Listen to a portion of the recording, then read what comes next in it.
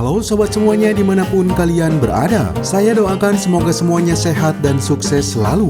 Kali ini saya akan membahas salah satu serial film sejarah muslim tentang seorang yang sangat terkenal dengan kekuatannya, sosoknya yang gagah serta sifat pemberani tanpa rasa takut untuk membela agamanya. Berasal dari mantan tokoh terkemuka di kalangan Bani Quraisy yang suatu ketika mendapat hidayah dari Allah Subhanahu wa Ta'ala untuk menjadi pemimpin umat Islam setelah wafatnya Nabi Muhammad SAW serta Abu Bakar As-Siddiq. Dia juga merupakan salah satu khulafaur rasyidin yang diberi gelar Amirul Mukminin, yang mana sosok beliau adalah Umar bin Khattab radhiyallahu anhu, menceritakan sebuah kisah tentang perjalanan hidup Umar bin Khattab dari masa mudanya hingga dia ditunjuk sebagai khilafah bagi umat Islam untuk tetap mensyiarkan agama Islam ke seluruh penjuru dunia. Dalam serial film ini juga banyak menyampaikan pesan-pesan moral serta kebaikan yang terkandung di dalamnya. Semoga tontonan ini bisa bermanfaat bagi kita semua. Dan tanpa berlama-lama, langsung saja kita simak alur cerita dari serial film Faruq Umar.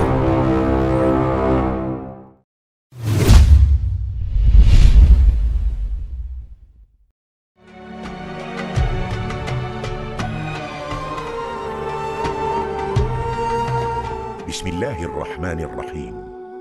Kisah diawali pada bulan Zulhijjah tahun 23 Hijriah. Kala itu umat Islam sedang menjalankan ibadahnya untuk melengkapi rukun Islam yang kelima, yaitu ibadah haji di kota Makkah. Pada saat itu, Makkah sudah tak lagi berada dalam masa kegelapan atau jahiliyah, yang mana mereka sudah berada dalam situasi yang sangat bahagia tanpa adanya perbedaan, perbudakan serta penyembah berhala. Karena saat ini mereka senantiasa memanjatkan doa hanya kepada Allah Subhanahu wa Ta'ala.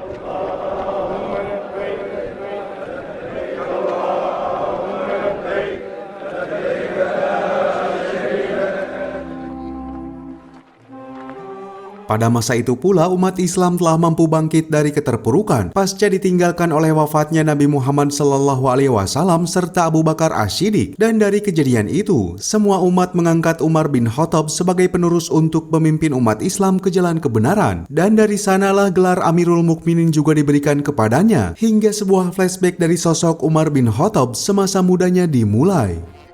Allahumma kaburat sinni. Bismillahirrahmanirrahim. Diceritakan pada masa itu, 6 tahun sebelum diutusnya Nabi Muhammad, Umar bin Khattab masih berusia muda yang mempunyai aktivitas sebagai penggembala unta. Unta-untanya tersebut dilepas liarkan di wilayah lembah Manjanan atas perintah ayahandanya yang bernama Al-Khattab bin Nufail.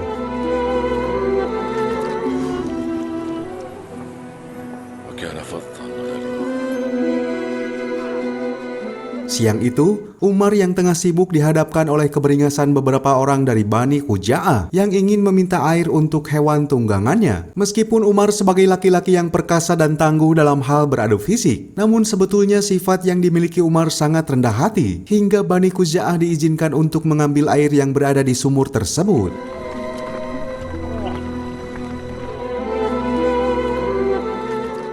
Setelah itu, sifat kebaikan Umar sebagai salah satu Bani Quraisy dari suku Adi terus diperlihatkan. Bahkan dia selalu menolong membawakan beberapa kayu bakar untuk diberikan kepada bibinya, yang kemudian hasil kerja kerasnya itu dibayar oleh beberapa makanan berupa kurma dan kismis.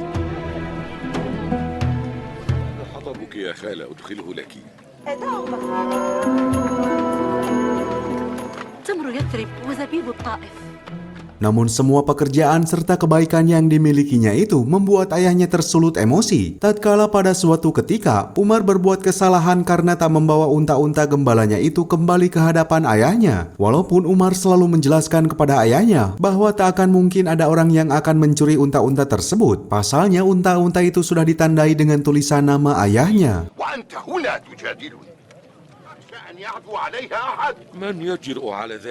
Akan tetapi ayahnya itu selalu merasa khawatir serta menegaskan bahwa meskipun suku Adi merupakan suku yang besar dari Bani Quraisy, namun suku mereka tak setenar seperti suku-suku lain yang berada di tanah Arab, termasuk Bani Makhzum dan Bani Hashim.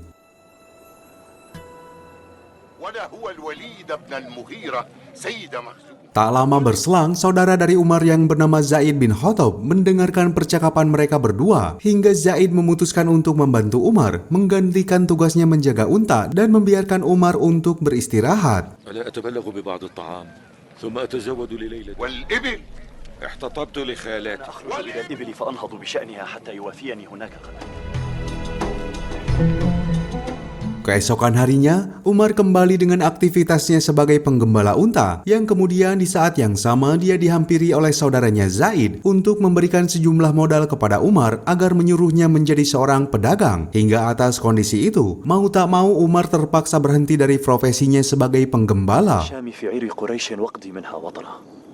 صار اجتماعهم سببا في حفظ أفرادهم. Singkat cerita, waktu ke waktu terus berlalu hingga tak terasa 2 tahun berselang setelah diutusnya Nabi Muhammad SAW. Pada masa itu pula, Umar telah banyak dikenali oleh beberapa saudagar kaya di wilayah Damaskus karena di sana Umar menjual berbagai macam dagangan, termasuk parfum serta kurma. أهلا بسيدي غسان. لا يصنع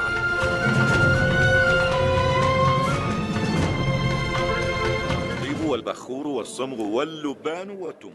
Akan tetapi di balik semua itu, ternyata sifat jujur yang dimiliki oleh Umar membuat seorang saudagar kaya menjadi tersulut emosi. Pasalnya Umar tak bisa diajak bernegosiasi dalam upaya memonopoli barang demi mencari keuntungan berlebih. Hingga atas kejadian itu pula Umar diajak berkeliling di kota untuk melihat bagaimana cara pedagang mencari untung di kota itu.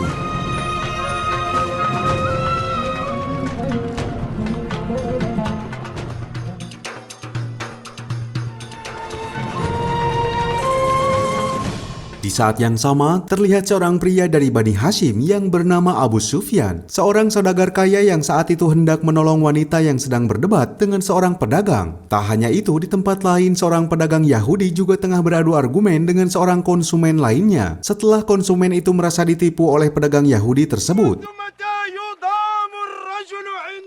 إنه مالك ومال أبيك وما أنا إلا خادم ما دعوت عليك وعلى أمثالك قوم. Saudagar kaya dari Mekah itu mencoba menengahi mereka. Hingga dari perbuatannya itu, pedagang itu merasa dipermalukan. Bahkan dia mengucapkan sumpah serapahnya tentang adanya balasan dari Mesaya. Setelah melihat hal itu, seketika Umar memberitahukan kepada sahabat-sahabatnya tentang kepercayaan orang Yahudi yang senantiasa menunggu juru selamatnya datang. Dan bertepatan dengan kejadian itu, tanggal 17 Ramadan pada umur yang ke-40 tahun, Nabi Muhammad diangkat sebagai Rasul terakhir dengan ditandai turunnya wahyu surat Al-Alaq ayat 1-5. اقرأ باسم ربك الذي خلق. خلق الإنسان من علق. Keesokan harinya, Nabi Muhammad terus mengajak orang-orang terdekatnya untuk memeluk agama Islam, hingga Ali bin Abu Thalib serta Abu Bakar Asy-Syiddiq bersedia dengan ikhlas untuk memeluk ajaran Islam. Tak lupa juga keluarga Yasir bin Amir yang turut serta mengikuti ajaran Nabi Muhammad. لا يملك الرقاب إلا بابها.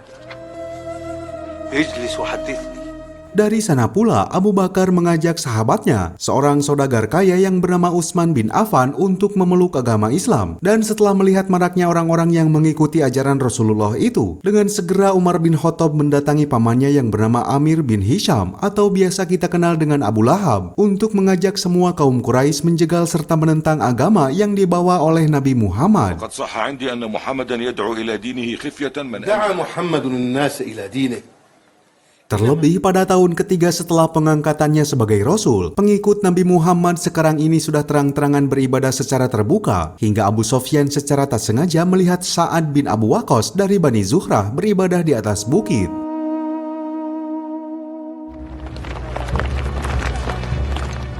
Dan kejadian itu membuat Abu Sufyan tersulut emosi hingga dia berusaha memprovokasi orang-orang untuk menciptakan keributan yang membuat dua kubu di antara mereka saling melempar batu satu sama lain dengan menggunakan kerikil-kerikil kecil. Dari peristiwa itu, seorang pemuda bernama Ammar bin Yasir menjadi terluka, membuat orang tuanya yang bernama Sumayyah dan Yasir menjadi was-was setelah anaknya terlibat konflik dengan tokoh penting dari kalangan Bani Quraisy.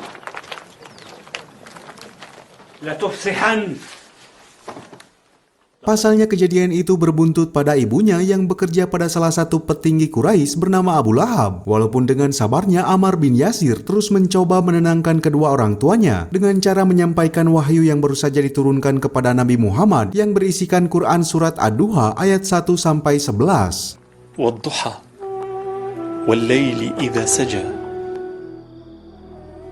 وللآخرة خير لك من الأولى. Di saat yang sama jauh di tempat lain, pergerakan untuk mensyiarkan agama Islam terus dilakukan oleh sahabat-sahabat Nabi. Maka dari itu, tokoh-tokoh penting dari Bani Quraisy termasuk Utbah bin Rabi'ah, ayah dari Hindun binti Utbah, mengunjungi rumah Abu Sufyan sebagai menantunya sekaligus keturunan dari Bani Hashim, Abdul Muttalib.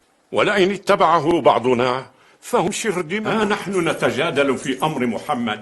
Terlihat Hindun yang merasa geram dengan ajaran Nabi Muhammad terus meminta kepada ayahnya untuk mendesak kaum Quraisy supaya bertindak lebih tegas sebelum Nabi Muhammad mendapatkan lebih banyak pengikutnya. Namun Utbah bin Rabi'ah tak mau gegabah dalam permasalahan ini. Pasalnya keluarga mereka sangat dekat dengan Bani Hashim yang juga mereka termasuk keturunan dari Abdi Manaf. إنها أرحامنا أنت. لا تنفخي في النار يا هند. Sin berpindah ke sebuah tempat di mana arena pertarungan para budak belian diselenggarakan. Di sana terdapat para tokoh-tokoh penting Quraisy termasuk Umar bin Khattab. Di dalam pertarungan itu terlihat seorang sosok budak dari bangsa Abisinia atau sekarang ini dikenal dengan negara Ethiopia bernama Abu Dasamah atau yang lebih dikenal dengan Wahsy yang merupakan budak dari Zubair bin Mut'im.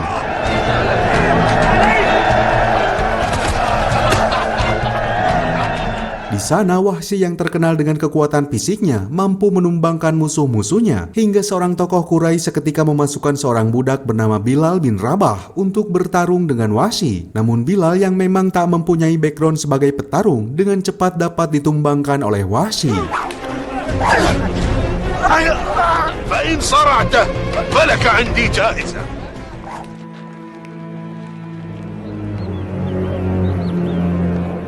Setelah selesainya acara pertarungan para budak itu, keesokan harinya pada pagi hari, Nabi Muhammad membuat pengakuan dirinya sebagai utusan Tuhan dan mengajak semua warga Mekah untuk masuk ke dalam ajaran Islam. Pertemuan di pagi itu banyak dihadiri oleh tokoh-tokoh penting Quraisy, termasuk Abu Thalib yang menjadi paman kesayangan Nabi Muhammad, yang telah mengabdikan dirinya untuk melindungi setiap kegiatan dakwah keponakannya itu dari segala macam mara bahaya. تأخر عن شيوخ قريش وقد أهمهم ما أهمهم. وجوها مكفهرة وأخرى مربعة. Akan tetapi pamannya Nabi Muhammad yang bernama Abu Lahab menentang semua situasi itu, yang seketika itu menyerang Nabi Muhammad dengan sebuah perkataan sebagai tukang sihir. Walaupun ejekan itu tadi didengarkan oleh sebagian Bani Hashim yang mendukung ajaran Islam, hingga dengan kejadian itu Abu Lahab mencap Bani Hashim sebagai musuh. ثم يصيب آلهتكم. كلنا على رأيك. Selepas kejadian itu, kaum Quraisy mengadakan pertemuan mendadak dengan para tokoh-tokoh penting, termasuk Umar bin Khattab yang ikut serta dalam pertemuan itu. Di sana Umar meminta kepada Zaid bin Khattab sebagai kakaknya untuk ikut dalam pertemuan tersebut. Tetapi Zaid yang ternyata lebih dulu masuk ke dalam ajaran Islam menolak ajakan Umar, yang kemudian dia mewakilkan Umar sebagai perwakilan dari sukunya. وما يضرني أن يتقدمني أخي وقد قدمه حزمه. لا يتخلفون وأنت مع الناس. Dalam pertemuan yang merencanakan aksi kejahatan itu, para tokoh-tokoh Quraisy harus terhalang oleh perlindungan dari Abu Thalib yang merupakan tokoh terhormat dari Bani Hashim. Untuk itu Umar menyarankan pendapatnya agar berupaya merayu hati Abu Thalib lebih dulu. Pasalnya orang-orang Quraisy tak akan sanggup melakukan perlawanan terhadap Nabi Muhammad selagi Abu Thalib masih melindungi keponakannya itu. فإنما نخشاه حقا من أمر محمد. فربما وجد بعضهم في ذلك سبيلا إلى نبذكم. ما علمت قبل اليوم. Dan di malam harinya, Hindun masih berupaya keras untuk menggagalkan dakwah-dakwah ajaran Islam di wilayah Mekah. Karena dengan tidak dibatasinya Nabi Muhammad dalam menyiarkan agama Islam, akan berbuntut pada masyarakat Mekah dan dikhawatirkan akan menjadi ancaman orang-orang Quraisy yang masih menyembah berhala. صدقت هند يا أبا الوليد صدقت. فما أحرانا أن نجتمع معهم على صده ورده. Tak hanya itu, Abu Lahab juga masih menentang keras dakwah yang dilancarkan oleh keponakannya sendiri. Maka dari itu, dia bersama istrinya yang bernama Ummu Jamil sepakat untuk mencelakai Nabi Muhammad meski beliau adalah keponakannya sendiri. لا ترين ما أفعل به. هذا عمه يشهد عليه.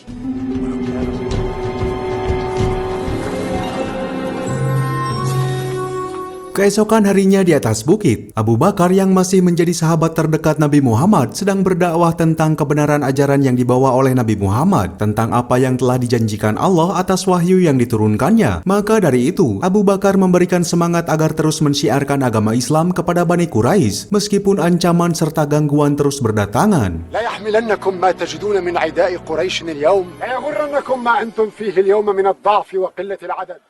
قد صدقنا نبينا يا أبا بكر.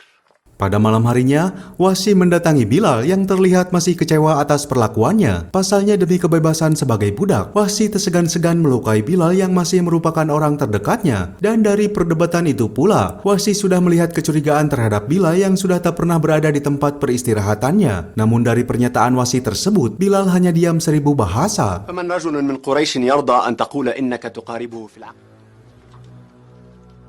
Pagi harinya kepala suku dari Bani Makhzum yang bernama Al-Wahid bil Al-Mughirah beserta kaumnya mendatangi Abu Thalib untuk memintanya menghentikan dakwah Nabi Muhammad atau kaum Quraisy akan melawan Nabi Muhammad beserta Abu Thalib apabila mereka terus menyebarkan agama Islam di Mekah. حتى يهلك أحد الفريقين فقلت لنا قولا جميلا ورددتنا ردا. Suatu ketika setelah Utbah bin Rabi'ah pulang dari tempat pertemuan dengan para tokoh kaum Quraisy, secara tak terduga dia mendapati putranya sedang makan bersama dengan seorang budak bernama Salim. Melihat kejadian itu, Utbah langsung memarahinya karena perilakunya itu akan menjadi hal memalukan bagi keluarganya. Pasalnya keluarga Utbah merupakan keluarga terpandang dari Bani Quraisy. ومنازل من خلفوا وراءهم من أهلهم. ما كان ينبغي أن تكسر قلبه. شمس يطاعم عبده في إناء. Di saat yang sama, Abu Thalib berhasil memergoki Abu Lahab saat hendak melakukan aksinya untuk mencelakai Nabi Muhammad. Akan tetapi Abu Lahab yang juga menganggap musuh kepada Nabi tak menggubris perkataan Abu Thalib. Maka dari sana pula lah Nabi Muhammad menerima wahyu dengan turunnya Quran surat Al-Lahab ayat 1-5. تبت يدا أبي لهب وتب. Pertemuan dengan para petinggi kaum Quraisy kembali terjadi, yang mana saat itu Abu Jahal menginginkan konfrontasi dengan Bani Hashim untuk menyerahkan Nabi Muhammad kepada kaum Quraisy. Namun semua pendapat Abu Jahal ditolak keras oleh Umar bin Khattab karena dia lebih menyarankan agar jangan terlalu terburu-buru untuk menyatakan perang dengan Bani Hashim. Pasalnya kini Abu Thalib, Hamzah serta Abbas sebagai paman-paman Nabi Muhammad belum mengikuti ajaran Islam. Maka dari itu mereka dituntut untuk berhati-hati atau Bani Quraisy akan semakin sulit untuk mengalahkan Nabi Muhammad. مذهبكم الذي ورثتموه على آبائكم ويجمع أصحابه على عصبية الدين. فصل الكلام. Atas gagasan itu, Umar mendapatkan banyak pujian dari tokoh-tokoh Quraisy sebagai orang yang sangat bijaksana dalam mengambil keputusan. فينا يا عمر ولا عدمنا رأيك. Dan sesaat kemudian dari arah luar, secara tak diduga, Salim memperkenalkan diri bahwa dirinya adalah anak dari Abu Hudzaifah bin Utbah bin Rabi'ah, yang seketika itu dia terbebas dari perbudakan. سالم بن أبي حذيفة. Dari kejadian tersebut, Bilal juga merasakan kegembiraan yang sama setelah mereka kini dibebaskan sebagai budak, meskipun para tokoh Quraisy mendapat kekecewaan. Dan dari sana pula Bilal akhirnya mengakui statusnya kepada Wahsy tentang dirinya yang sebetulnya telah memeluk ajaran Islam. تراني لو أمنت لمحمد غدا وما همني أنا من أمر محمد.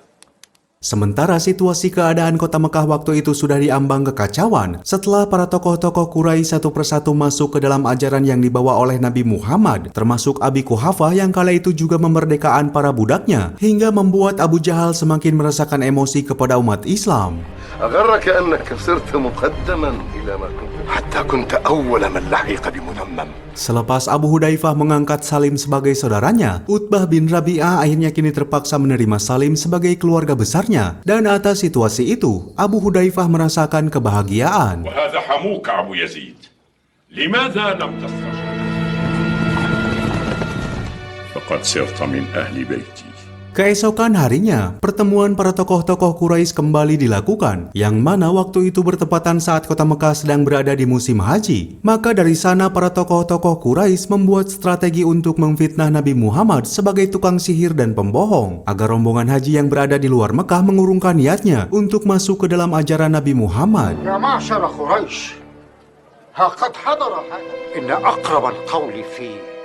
Selepas dari pertemuan itu, secara tak disangka Abu Hudzaifah kini telah berani untuk melakukan ibadah bersama dengan Salim yang membuat ayahnya menjadi kecewa. Namun dengan bekal ilmu yang diajarkan Nabi Muhammad, Abu Hudzaifah tetap mempertahankan agama yang dianutnya, yang seketika itu mereka terjebak ke dalam situasi perdebatan.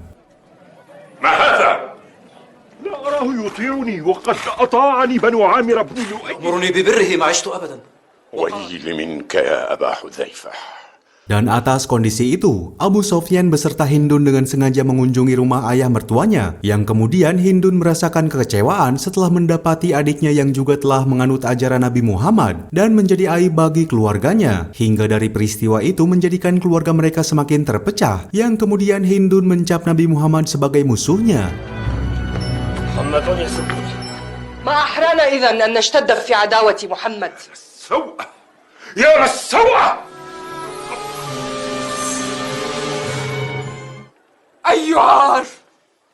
Dari serangkaian kondisi yang terjadi di kota Mekah, kini para tokoh-tokoh Quraisy secara terang-terangan menghasut warga kota Mekah untuk melarang mereka masuk ke dalam ajaran Nabi Muhammad. Karena apabila mereka masuk ke dalam ajaran Islam, maka budaya jahiliyah bangsa Arab akan terhapus. Bahkan Abu Lahab sebagai paman Nabi Muhammad saat itu juga turut menyampaikan orasi-orasi yang menjatuhkan Nabi Muhammad. بل هو مذمم أن أستر عيبه عند وفود العرب. أما إنه لساحر يريد أن يسفه آباءنا ويعيب. لا يضرك بسحره. Terlihat pada saat itu Umar bin Khattab memberikan pendapatnya kepada Abu Jahal agar tak selalu memusuhi Rasulullah karena semua tindakan itu akan berkaitan kepada keluarganya yaitu Bani Hashim. Maka dari itu Umar menyarankan agar sebaiknya kaum Quraisy hanya memberikan ancaman kepada pengikut Rasulullah agar mereka kembali kepada budaya jahiliyah. وتثخن فيهم أو أن يرجعوا. يا معشر قريش. Atas saran tersebut, para pemimpin Quraisy termasuk Utbah bin Rabi'ah akan mengunjungi kediaman Rasulullah untuk mencoba memberikan suap supaya ajaran Islam yang dibawa oleh beliau dapat segera dihentikan. لعله يقبل بعضها فنعطيه. Sesampainya di kediaman Rasulullah, Utbah bin Rabi'ah langsung memberikan sejumlah hadiah yang menggiurkan kepadanya. Namun Rasulullah yang tetap istiqomah dengan keyakinannya untuk terus menyebarkan agama Islam menolak hadiah tersebut yang membuat usaha Utbah menuai kegagalan.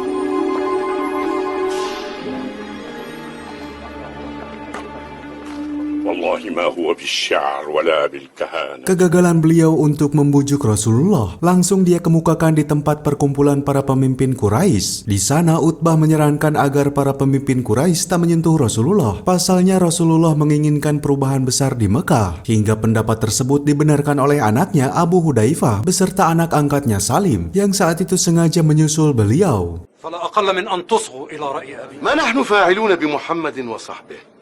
لا يكونن لقوله نبأ عظيم. Walaupun Abu Jahal tetap bersikukuh bahwa Rasulullah merupakan sosok pengganggu yang telah memecah belah kaum Quraisy, hingga Abu Lahab mencemooh Abu Hudzaifah di depan ayahnya sendiri, dan atas kejadian tersebut ternyata menyebabkan Abu Hudzaifah serta Utbah merasakan emosi karena Utbah merasa Abu Jahal telah berlebihan, hingga dia sendiri tak menyadari bahwa saudara tirinya yang bernama Salamah bin Hisham dan Ayas bin Abi Rabi'ah telah masuk ke dalam ajaran Rasulullah. أنصف رسول الله حين كان كأبا جهل. أقصر يا أبا الحكم. لأمك عياش بن أبي ربيعة وقد أسلم. Mendengar perkataannya, Abu Jahal langsung mencari keberadaan saudaranya itu untuk memberikan sebuah hukuman karena mereka berdua telah menjadi aib dari keluarganya, termasuk juga Umar yang kecewa atas kedua sahabatnya itu. هل سمعتما؟ ماذا؟ أيديكم عني قطع.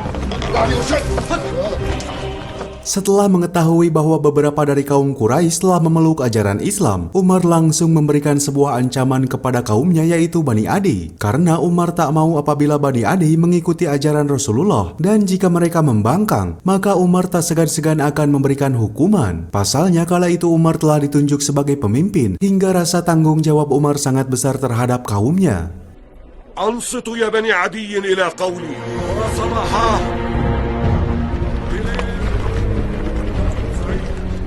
ولكنه صعيد العذاب Terlebih pada saat itu, Abu Jahal juga tak segan-segan mengintimidasi orang-orang yang telah masuk ke dalam ajaran Islam. Dia tak pandang bulu meskipun itu saudaranya, seorang bangsawan maupun budak yang bekerja pada orang-orang Quraisy. Hingga di saat yang sama, kaum Adi juga tak luput dari siksaan Umar. Setelah mereka diperingatkan, namun nyatanya mereka memutuskan untuk membangkang dan memilih memeluk ajaran Islam.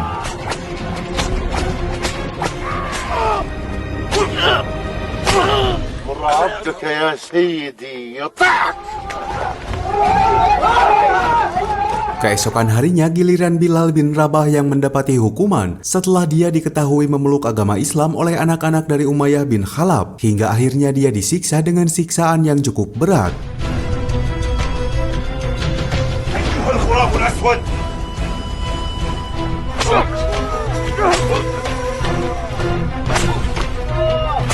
Tak hanya itu, Abu Jahal juga mendapati bahwa keluarga Yasir, salah satu keluarga petinggi Bani Quraisy, kini telah memeluk ajaran Islam. Informasi itu dia ketahui saat Umayyah membeberkan semuanya kepada Abu Jahal, dan dari sana Abu Jahal mulai merasa khawatir serta malu atas semua tindakan yang selama ini dia lakukan. أما علمت أن مواليكم ياسر العنسي على دين محمد. Atas hal itu Abu Jahal langsung memberikan hukuman kepada keluarga Yasir yang dia anggap sebagai aib bagi Bani Quraisy. Mereka merasakan siksaan berat di tengah padang pasir yang gersang, termasuk Bilal bin Rabah yang disiksa pada hari kedua oleh Umayyah dengan siksaan yang lebih berat. بل خدمنا وموالينا.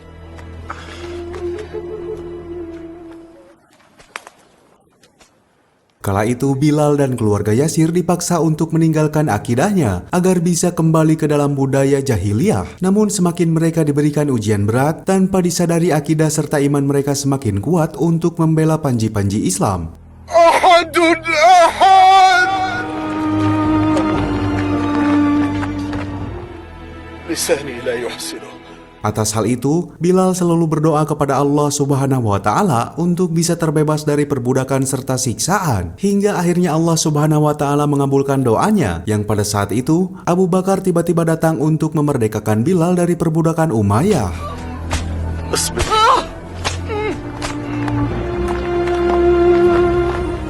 هي لك تصلك الليلة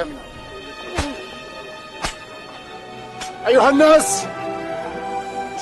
Walaupun di saat yang sama Abu Bakar tak mampu menyelamatkan keluarga Yasir karena mereka bukanlah seorang budak, melainkan orang-orang merdeka dari keluarga Abu Jahal. Dari sana Abu Bakar hanya bisa memberikan amanat kepada keluarga Yasir agar selalu bersabar sesuai perintah Rasulullah, karena sesuai keterangannya bahwa pintu surga akan terbuka lebar bagi orang-orang yang mampu bersabar. صبرا آل ياسر فإن موعدكم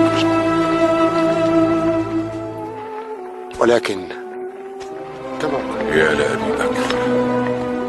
Mendengar hal itu, keluarga Yasir menjadi semakin semangat untuk menguatkan akidah Islamnya, hingga membuat Abu Jahal merasakan emosi yang sangat mendalam. Seketika itu Abu Jahal melepaskan tombak ke tubuh Sumayyah yang membuatnya tewas, dan dia menjadi wanita pertama yang meninggal dalam keadaan syahid. Serta dari sana pula, Yasir sebagai suami Sumayyah menyusul kematian istrinya dalam keadaan syahid.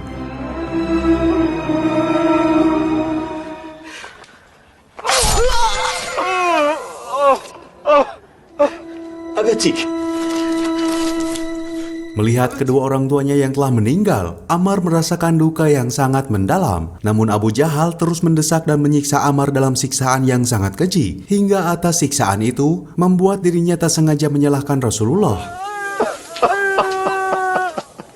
Muhammadun kadzab.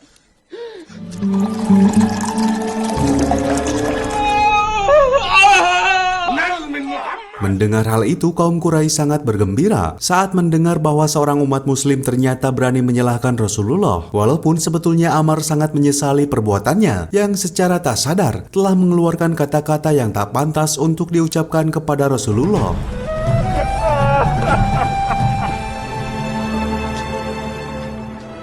Setelah melakukan perbuatan itu, Abu Jahal tak sengaja berpapasan dengan Abdullah bin Mas'ud yang merupakan salah satu as-sabiqunal awwalun atau orang-orang yang pertama kali memeluk ajaran Islam. Di sana Abu Jahal yang tak senang dengan orang-orang muslim terus mencemoohnya, tapi Abdullah yang terus bersabar tak menghiraukan semua ucapannya, membuat Umar bin Khattab yang melihat hal itu mencoba menolongnya, hingga Abdullah memohon kepada Allah supaya Umar bisa secepatnya diberikan hidayah dan masuk kepada ajaran Islam. انظروا ساقي انظروا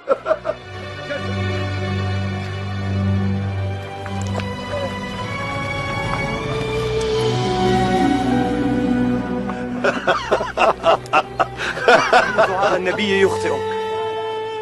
Tak berselang lama Abu Bakar mencoba untuk memberikan pencerahan kepada umat muslim agar selalu bersabar dikala mereka mendapatkan ujian berat dari kaum Quraisy. Untuk itu Abu Bakar mempunyai suatu ide agar umat muslim mencoba untuk melantunkan ayat-ayat suci Al-Quran di tempat keramaian supaya semua warga Mekah dapat terbiasa dan perlahan bisa menerima agama Islam. كلما اشتد عليه قومه بالأذى وإن رسول الله قد بعث هاديا. إلامة لقد كنا في عزة ونحن مشركون. Mendengar usulan itu, Abdullah bin Mas'ud memberanikan diri melantunkan ayat-ayat suci Al-Quran, yaitu surat Ar-Rahman ayat 1-78 di depan pemimpin Quraisy. Walaupun selepas itu dia harus menerima siksaan yang cukup berat. الرحمن علم القرآن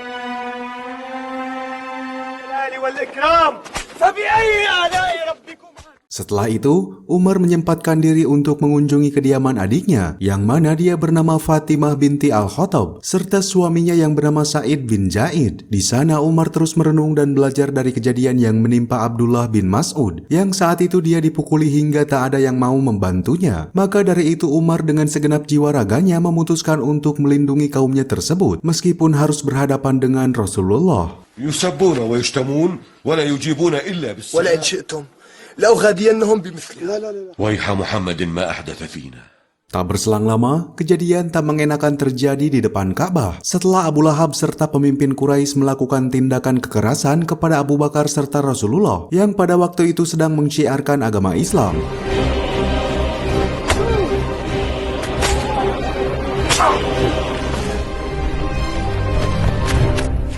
Atas kejadian itu, Hamzah bin Abdul Muthalib langsung membalas perbuatan mereka. Bahkan di sana Hamzah langsung memeluk ajaran Islam setelah dia menyadari perbuatan para Bani Quraisy, disusul oleh ibunda Abu Bakar yang bernama Salma Ummul Khair binti Sakhar yang juga memantapkan dirinya untuk memeluk Islam.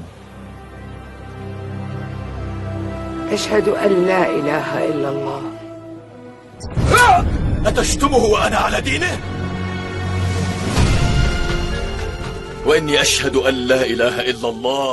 Pada malam harinya, Umar berpapasan dengan Abdullah bin Suhail yang merupakan anak dari Suhail bin Amir. Di sana Abdullah sedang dilanda kebimbangan untuk memilih antara dua pilihan, antara mengikuti jejak ayahnya atau mengikuti ajaran Rasulullah yang menjadi pilihan hati kecilnya. Dengan sifat bijaksana, Umar memberikan pendapatnya agar dia mengikuti kata hatinya. Maka dari sana Abdullah bin Suhail secara terang-terangan mengakui kepada ayahnya jika dirinya telah memeluk agama Islam. Atas hal itu, Abdullah bin Suhail secara otomatis telah dicoret dari daftar keluarga, bahkan hak warisnya telah dihapuskan.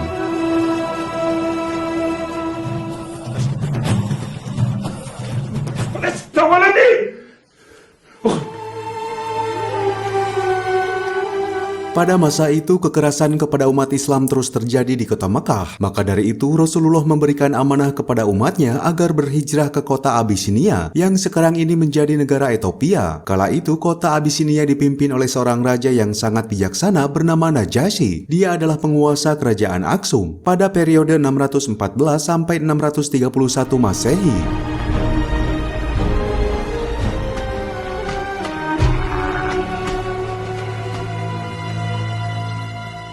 Maka Abu Hudzaifah beserta Abdullah bin Suhail dan orang-orang muslim berangkat berpamitan kepada orang tuanya untuk meminta restu agar perjalanan mereka terhindar dari mara bahaya. Meskipun orang-orang Quraisy merasa cemas, pasalnya Raja Najasyi yang beragama Katolik yang berbeda dengan umat muslim, namun beliau memiliki sifat toleransi yang sangat tinggi.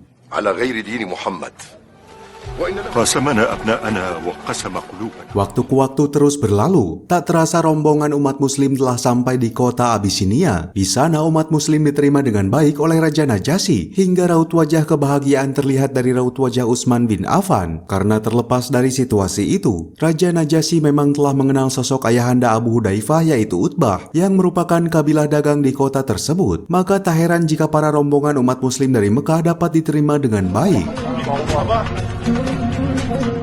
لو يقيم معي فما فعل. Walaupun pandangan serta perasaan para pedagang orang-orang Quraisy yang tengah berada di Abisinia, pasalnya kondisi itu akan menyulitkan mereka sebagai kabilah dagang apabila Raja Najasyi mengikuti ajaran Rasulullah. Maka dari itu, para petinggi Quraisy akan menyusul kaum muslimin ke kota Abisinia agar bisa mengusir kaum muslimin yang berada di sana. ويشجعهم على الرجوع. أنا يوشك أن ينقلب الأمر عليكم. الآن يا معشر قريش عرفتم خطأ رأيكم. Beberapa waktu setelah Hamzah menyatakan diri untuk masuk Islam, tak lama kemudian Umar dikagetkan dengan masuknya Fatimah serta suaminya Sa'id bin Zaid ke dalam ajaran Islam setelah dia diberitahu oleh orang-orang Quraisy. فقد والله أسلما وتابعا محمدا على دينه.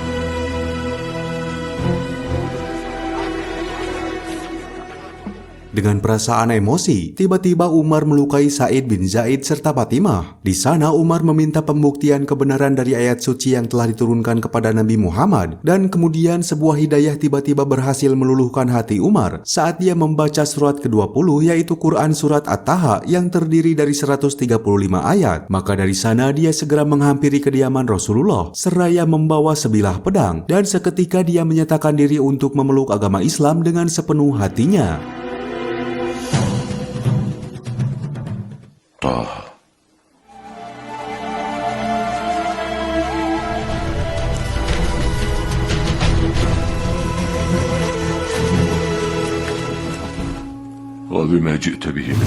Setelah Umar bin Khattab memeluk agama Islam, maka saat ini Umar berniat untuk menjadi pelindung bagi kaum muslimin dari tindakan jahat orang-orang Quraisy, hingga secara tegas dia memberitahukan secara terang-terangan kepada para pemimpin Quraisy yang seketika itu mereka menjadi terperangah seraya merasakan ketakutan.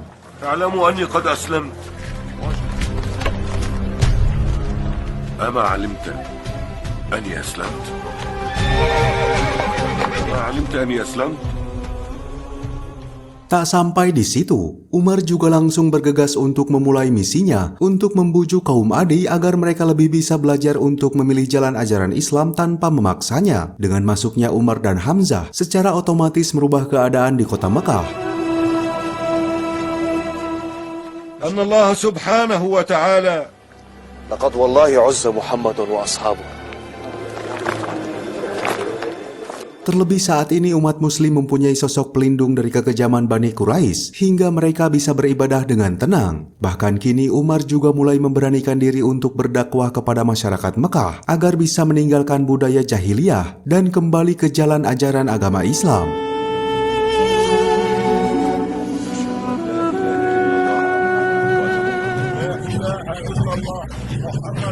Atas kejadian itu, kaum Quraisy yang saat itu sudah hampir putus asa untuk menghentikan dakwah Rasulullah merubah strateginya, yaitu dengan cara meminta Rasulullah untuk bisa menunjukkan mukjizatnya sebagai bukti kerasulannya. Akan tetapi Umar seketika berbicara kepada pemimpin Quraisy karena dia meyakini bahwa mereka akan tetap menolak dan tetap tak akan percaya jikapun Rasulullah menunjukkan mukjizatnya, dan hanya akan dianggap omong kosong serta tipuan ataupun sihir. تلك الآيات التي أردتم أن تعجزوا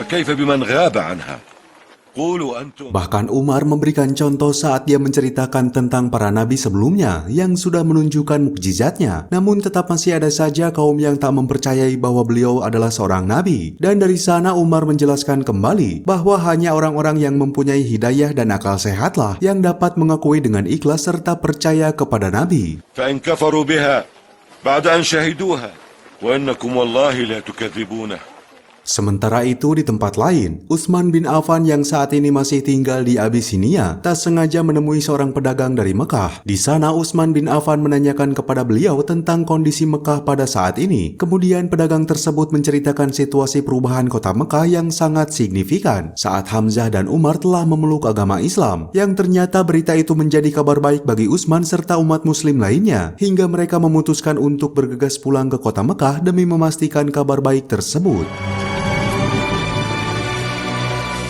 قد أسلم حمزة ثم عمر بن الخطاب. أما أنا فأرجع إن شاء الله.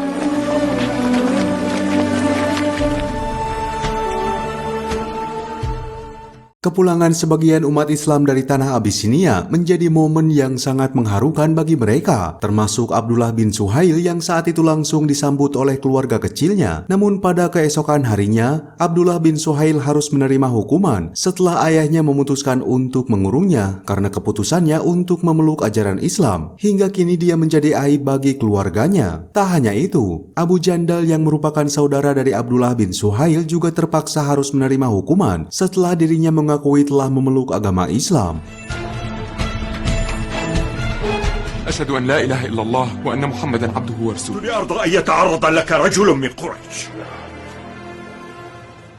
Di saat yang sama, para tetua Quraisy langsung mengerahkan utusannya agar bisa membuat sebagian kaum muslimin yang masih bertahan di Abisinia dapat dideportasi. Maka Abu Jahal memerintahkan Amir bin As sebagai sosok yang dikenal dekat dengan Raja Najasyi untuk memanfaatkan hal tersebut. Hingga tanpa buang waktu, Amir bin As langsung bergegas untuk melobi Raja Najasyi di kota Abisinia. لو كنت مفارقا دين قومي لفارقته لدينكم. إذن Meskipun mereka bersahabat, namun Raja Najasyi tak mempercayai ucapan Amir bin As. Maka perwakilan dari umat muslim yang diwakili oleh Ja'far bin Abu Thalib akan memberikan klarifikasinya tentang permasalahan yang ada di kota Makkah.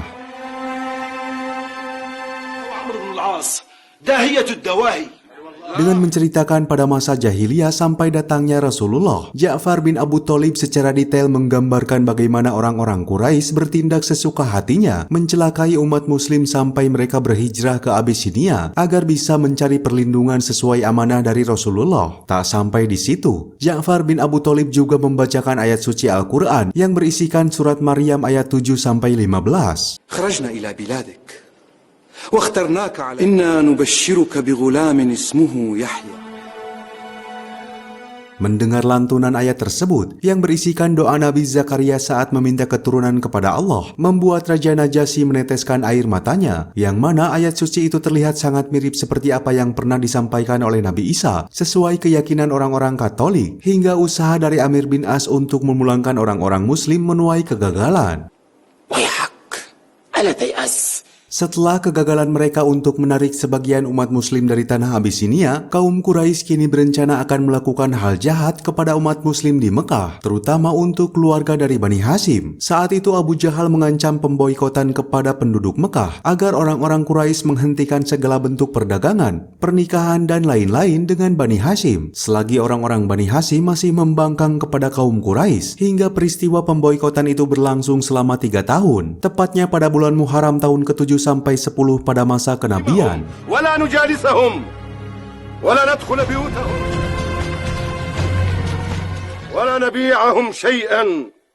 Dari situasi itu, rasa kecemasan terasa kepada Abu Thalib yang mengkhawatirkan Rasulullah. Maka dari itu Abu Thalib menyarankan kepada Hamzah dan Umar agar memerintahkan siapa saja dari kalangan umat muslim untuk menyamar, menggantikan posisi Rasulullah di tempat di mana dia beristirahat. فإذا نام الناس Singkat cerita, aksi pemboikotan itu telah berlangsung hingga kaum Bani Hashim merasakan dampaknya seperti kelaparan dan lain-lain, termasuk juga Abu Thalib yang kala itu sudah berusia renta yang sering mendapatkan perlakuan yang tak mengenakan dari orang-orang Quraisy.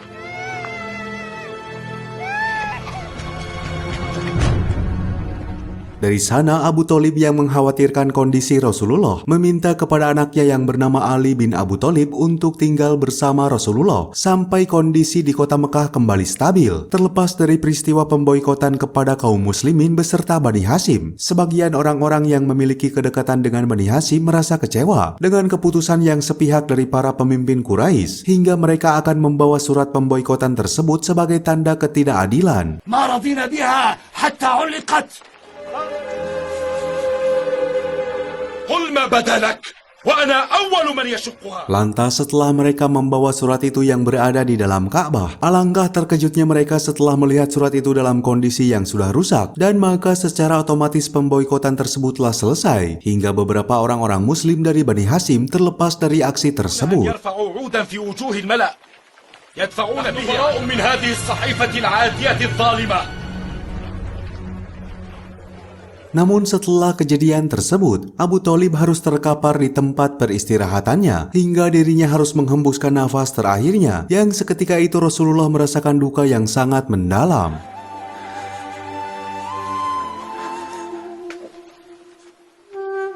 Beberapa waktu berselang setelah kematian dari paman tercintanya, Rasulullah dihadapkan pada perjanjian Bai'at Aqabah 1, yang mana 12 orang penduduk Yathrib memeluk agama Islam. وجددنا وإياهم البيعة على ما تشترط ولكن أرسل معنا رجلا من أصحابك. Memasuki bulan haji tahun 13 Hijriah, sekumpulan orang-orang Yathrib telah memasuki Mekah untuk melaksanakan ibadah haji, dan setelah mereka melaksanakan ibadahnya, paman Rasulullah yang bernama Abbas bin Abdul Muthalib meminta kepada penduduk Yathrib untuk menjaga Rasulullah seperti orang-orang Bani Hashim yang menjaganya sebaik mungkin, karena saat mendengar Rasulullah akan berhijrah ke Yathrib, Abu Jahal serta kawannya mempunyai suatu niatan yang buruk kepada Rasulullah untuk membunuhnya ketika Rasulullah hendak keluar dari kediamannya. Namun niatan itu menuai kegagalan setelah Ali bin Abu Thalib menggantikan posisi Rasulullah di tempat di mana dia sedang beristirahat.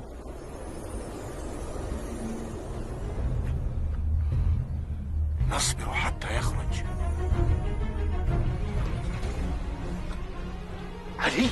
Atas hal itu, Abu Jahal membuka sayembara kepada penduduk Mekah, yaitu barang siapa yang berhasil menemukan Rasulullah, maka mereka akan mendapatkan hadiah 100 ekor unta. Mendengar sayembara tersebut, seorang penduduk Mekah mencoba mencari jejak-jejak Rasulullah, sehingga akhirnya dia menemukan keberadaan Rasulullah.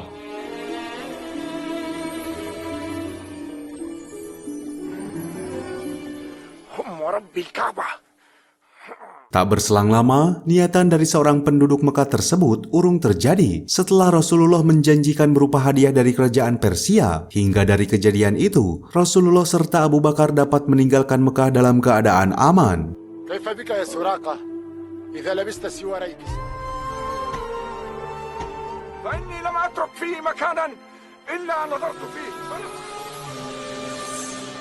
Hijrahnya Rasulullah ke kota Yathrib ditandai dengan awalnya orang-orang muslim di Mekah untuk berhijrah ke kota Madinah. Hingga pada tanggal 13 Rabiul Awal, Rasulullah beserta Abu Bakar telah sampai di kota tersebut, disusul oleh kedatangan Ali bin Abu Thalib. Maka saat itu Rasulullah disambut oleh penduduk Madinah, dan dari sana Rasulullah mendirikan masjid pertama, yang mana masjid itu bernama Masjid Quba.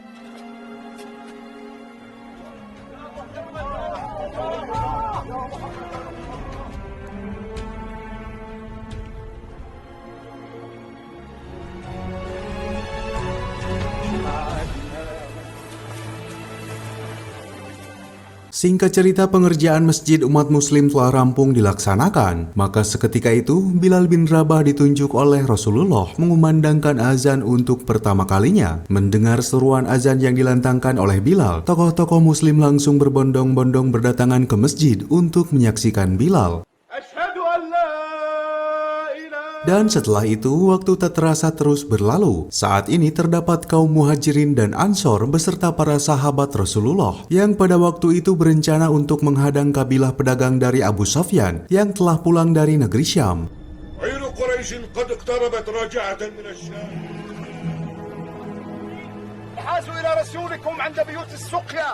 Hal ini dilakukan karena orang-orang Quraisy diketahui telah menjarah barang-barang orang muslim yang berhijrah ke Madinah. Maka dari itu Rasulullah memutuskan untuk mengambil kembali hak-hak orang muslim dari tangan kaum Quraisy.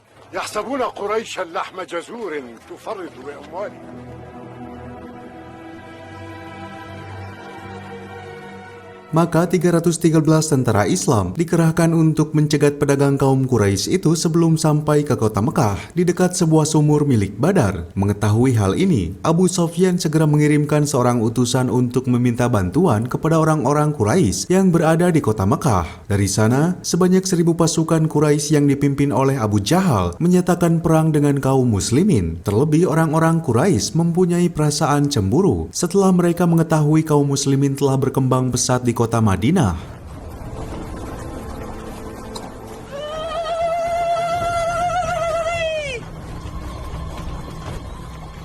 Akhirnya kedua kubu yang berbeda keyakinan tersebut dipertemukan di sebuah tempat yang berdekatan dengan sumur Badar pada tanggal 17 Ramadan tahun 2 Hijriah pada pagi hari, dan peristiwa itu dikenal sebagai Perang Badar.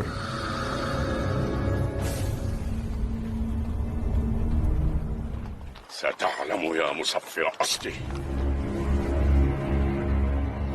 Umat muslim yang dipimpin oleh Hamzah mengirimkan perwakilannya untuk melakukan pertarungan 1 lawan 1 dengan perwakilan orang-orang Quraisy. Mereka terdiri dari Ali bin Abi Thalib, Hamzah serta Ubaidah bin Harits. Sedangkan dari kubu Quraisy diwakili oleh Utbah bin Rabi'ah, Walid bin Utbah serta Syaibah bin Rabi'ah.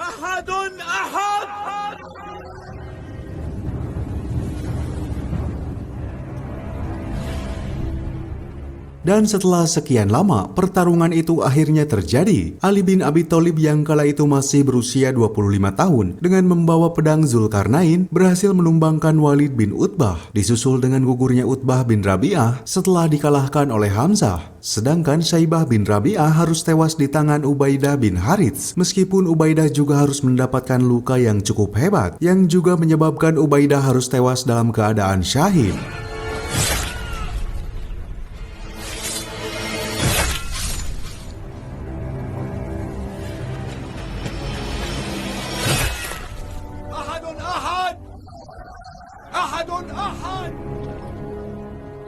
Walaupun setelah pertarungan itu dimenangkan oleh pihak kaum muslimin, ternyata tiba-tiba pasukan Quraisy langsung mengerahkan pasukannya untuk menyerang kaum muslimin. Di saat yang sama, Hamzah mengambil alih komando pasukan muslimin untuk mengerahkan setiap divisinya, termasuk Ali bin Abi Thalib yang juga memegang komando dari kaum muhajirin.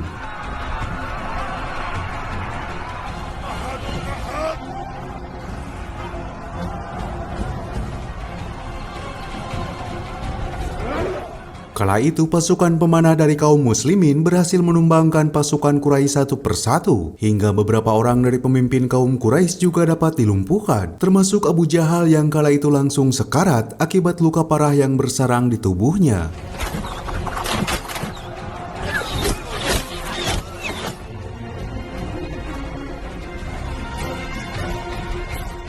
Kematian Abu Jahal yang menggemparkan itu juga dirasakan oleh Umayyah bin Khalaf setelah Bilal bin Rabah sebagai mantan budaknya berhasil melumpuhkan Umayyah dengan pedangnya. Hingga setelah melihat tumbangnya para pemimpin Quraisy, maka secara garis besar umat muslim dapat dikatakan menang dalam pertempuran Badar.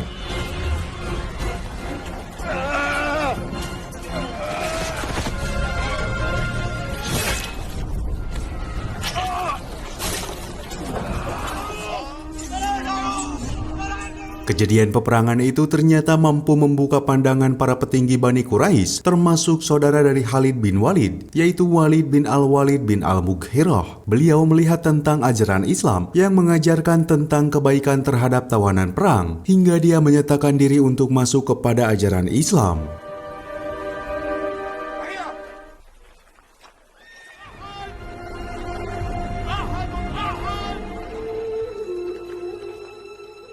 Beberapa bulan kemudian, kota Mekah dirundung duka yang sangat mendalam setelah para kaum Quraisy ditinggalkan oleh para tokoh petingginya pasca meletusnya Perang Badar. Terlihat seseorang bernama Hindun yang menangisi saudara serta ayahandanya yang telah dibunuh oleh Hamzah. Dan dari sana pula lah Hindun merasakan sebuah dendam kepada Hamzah. لئن ظفرت به سنبلغ ثأرنا يا هند ولا تشفين. Maka Hindun meminta bantuan kepada seorang budak bernama Wahsy untuk bisa melenyapkan Hamzah. Dia diberikan sebuah iming-iming bahwa apabila misi tersebut berhasil, maka Wahsy akan terbebas dari perbudakan serta mendapatkan perhiasan yang sangat banyak dari Hindun. فعلت هذا فإن استطعت أن تقتله. Tak mau kehilangan kesempatan, Wahsy langsung menyetujui kesepakatan itu. Hingga singkat cerita pada tanggal 7 Syawal tahun 3 Hijriah, meletuslah perang Uhud yang dikomandoi oleh Abu Sofyan dari kaum Quraisy, sedangkan dari kaum muslimin masih dipimpin oleh Rasulullah.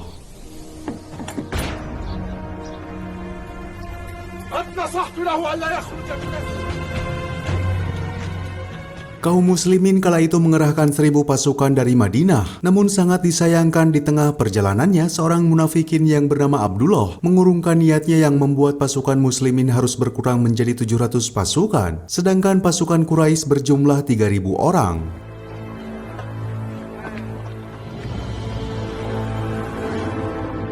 Dalam peristiwa perang Uhud tersebut, di sana Rasulullah memerintahkan kepada pasukan pemanah yang berkisar 50 orang untuk tetap bersiaga di atas bukit meskipun dalam situasi apapun. Karena saat itu, kaum Quraisy mengusung misi balas dendam setelah kekalahan perang Badar, hingga mereka segera mengerahkan pasukannya untuk menyerang kaum muslimin.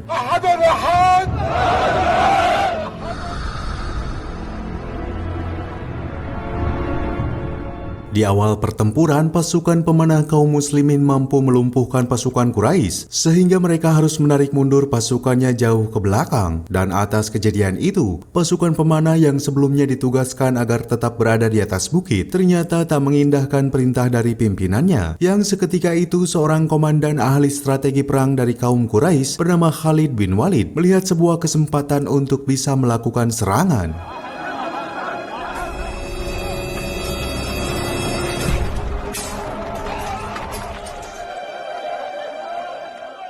Khalid bin Walid langsung memerintahkan pasukan berkudanya agar memutari bukit Uhud, hingga pasukan muslimin yang sedang terlena atas mundurnya kaum Quraisy seketika tercengang setelah pasukan Khalid bin Walid menyerang dari arah belakang secara mendadak, hingga pasukan muslimin banyak yang berguguran.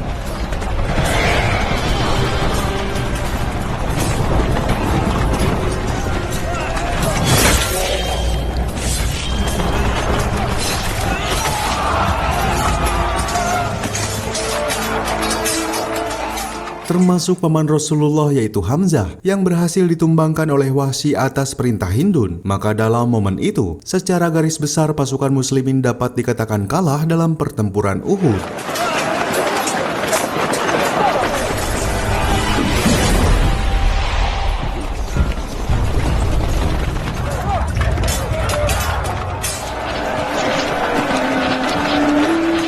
Dari kejadian itu pula, Wahsy dapat terbebas dari statusnya sebagai budak, serta mendapatkan perhiasan yang sangat melimpah setelah dia berhasil melakukan kesepakatan yang diminta oleh Hindun. Namun kebahagiaan Wahsy tak bertahan lama, pasalnya dia ternyata masih dianggap sebagai budak yang dipandang secara hina oleh orang-orang Mekah. Hingga dengan kejadian itu, Wahsy merasakan sakit hati kepada penduduk Mekah. انظر طريقك أيها العبد. ألا ترانا مجتمعين في نادينا نخوض فيما يشغل قومنا؟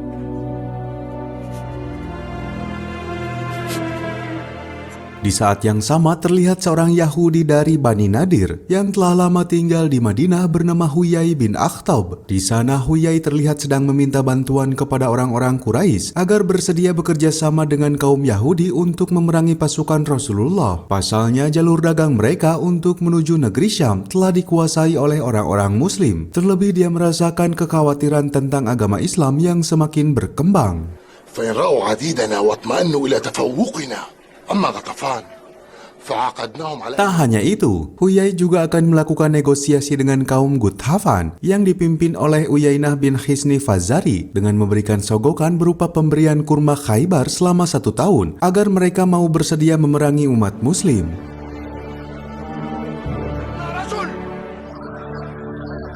خير الأوس والخزرج وما زالوا حلفاءنا.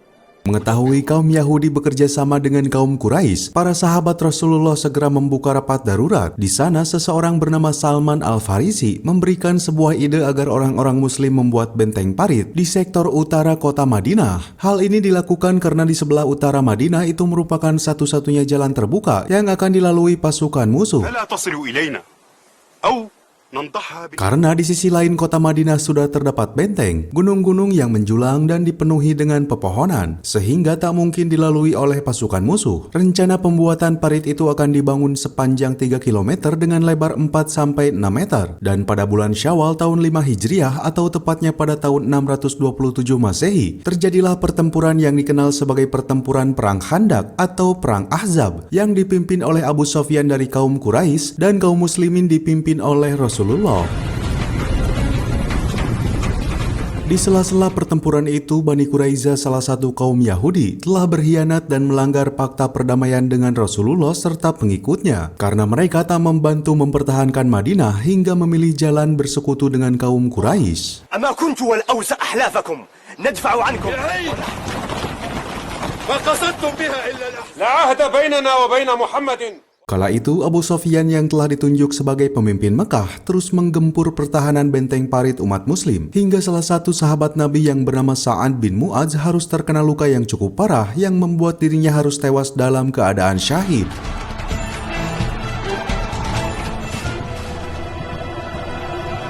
Af'alu insyaallah, af'al. Dan setelah 27 hari menggempur benteng parit umat muslim, Abu Sufyan harus terpaksa menarik mundur pasukannya dikarenakan cuaca yang tak mendukung akibat badai gurun yang tiba-tiba menerjang kawasan itu. Dan secara garis besar pasukan muslim dapat memenangkan Perang Khandak. فارتحلوا ارتحلوا إني مرتحل.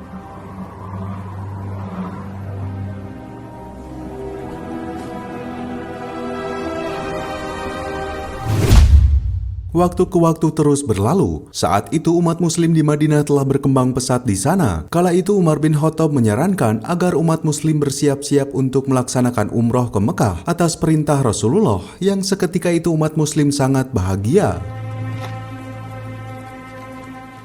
إنها الرؤيا رآها رسول الله رأى أننا ندخل معه مكة.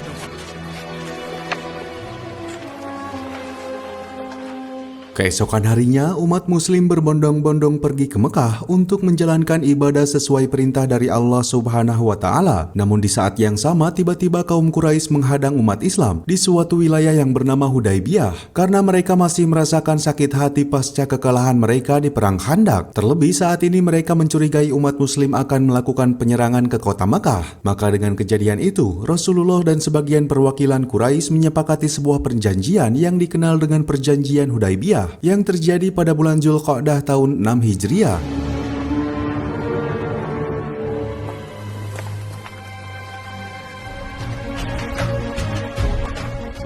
Perjanjian itu berisikan bahwa tak boleh ada peperangan antara kedua belah pihak dalam jangka waktu 10 tahun. Siapapun orang yang ingin mengikuti Rasulullah maka diperbolehkan secara bebas, dan siapapun yang ingin mengikuti Quraisy juga diperbolehkan secara bebas. Lalu jika seorang pemuda yang masih mempunyai orang tua, maka tak boleh mengikuti ajaran Rasulullah tanpa seizin orang tuanya. Dan bila umat muslim mengikuti kaum Quraisy, maka dia tak akan dikembalikan.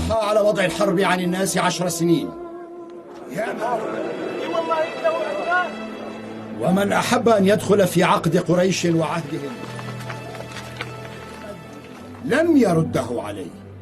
Atas kesepakatan itu, secara otomatis pada tahun ini, Rasulullah dan pengikutnya tak bisa menjalankan umrohnya ke kota Mekah. Tapi tahun depan, umat muslim dapat masuk ke Mekah secara bebas untuk melakukan tawaf di sana selama 3 hari tanpa membawa senjata. Dan selama 3 hari itu, penduduk Quraisy akan mundur ke bukit-bukit untuk menghindari pertikaian. ما تأخر عثمان إلا لشر أصابه.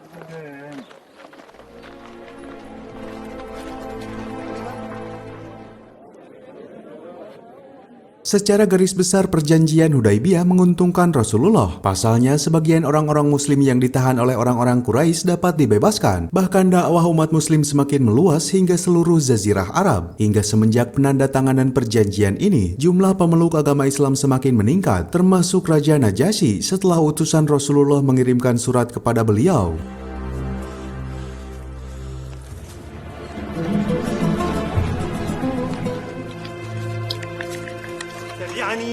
وتؤمن بالذي جاءني إني أدعوك إلى الله وحده لا شريك له. Di samping itu juga, Rasulullah berusaha untuk membujuk raja-raja tersohor di dunia, seperti Kaisar Romawi yaitu Raja Heraklius, Al-Muqawqis sebagai penguasa Mesir, serta Kisra sebagai penguasa Persia, walaupun saat itu beliau menolak ajakan Rasulullah. وإني أدعوك إلى الإسلام.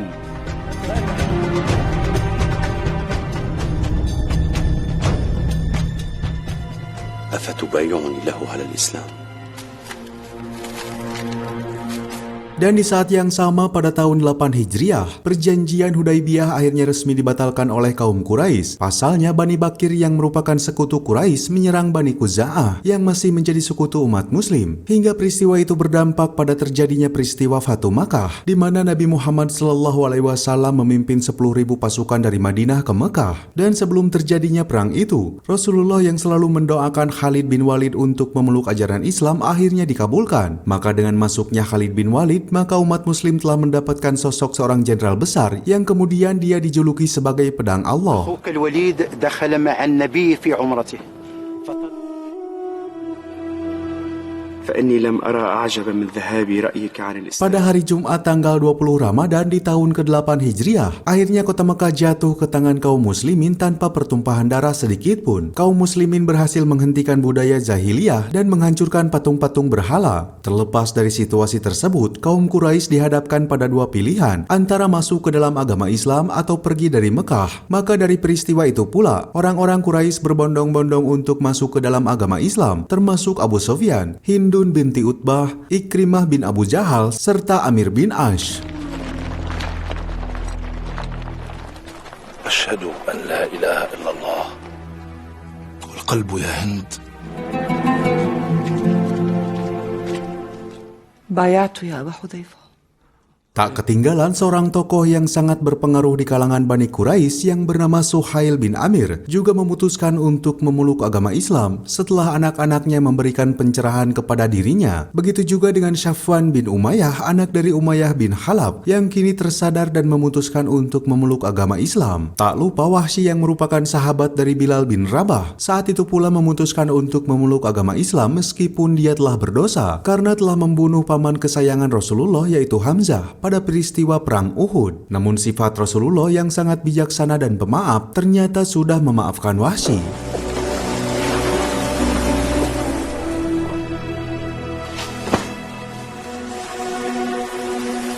وقد استأمنته لك فأمنك فارجع معي إليه.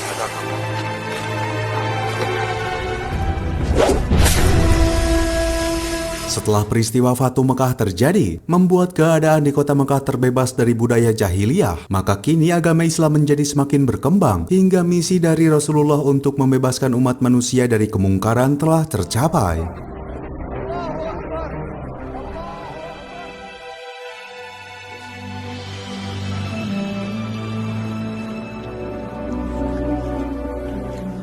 Pada bulan hajinya yang terakhir, Nabi Muhammad SAW menyampaikan sebuah khutbah terkenal yang disebut sebagai khutbah perpisahan atau khutbah wada di Gunung Arafah yang berada di sebelah timur kota Makkah. فيسألكم عن أعمالكم أيها الناس إن دماءكم. Tak lama setelah itu, Nabi Muhammad mulai menderita sakit yang cukup parah, tepatnya pada tanggal 29 bulan Syafar tahun 11 Hijriah. Nabi mengalami sakit kepala dan demam tinggi selama beberapa waktu. Setelah pulang dari ibadah haji untuk pertama dan terakhirnya, kondisi ini terus dialami Rasulullah selama kurang lebih 14 hari. أخي ما بال رسول الله قد أبطأ في الخروج إلينا. قد اشتد به وجعه. Walaupun begitu, selama 11 hari berturut-turut, Nabi masih menyempatkan diri untuk mengimami sholat berjamaah. Namun pada saat Rasulullah sudah tak kuasa menahan sakitnya, Umar bin Khattab ditunjuk untuk menggantikan posisinya pada saat sholat Asyar. صليت بالناس العصر ظنا أن رسول الله قد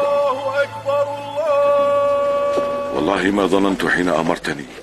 Dan tak berselang lama, semua raut wajah umat muslim berubah menjadi tangisan setelah Rasulullah dinyatakan telah meninggal dunia pada hari Senin, tanggal 8 Juni tahun 632 Masehi, tepat di rumah istrinya Aisyah pada usia 63 tahun, dan jasad Rasulullah disemayamkan di kompleks Masjid Nabawi di kota Madinah.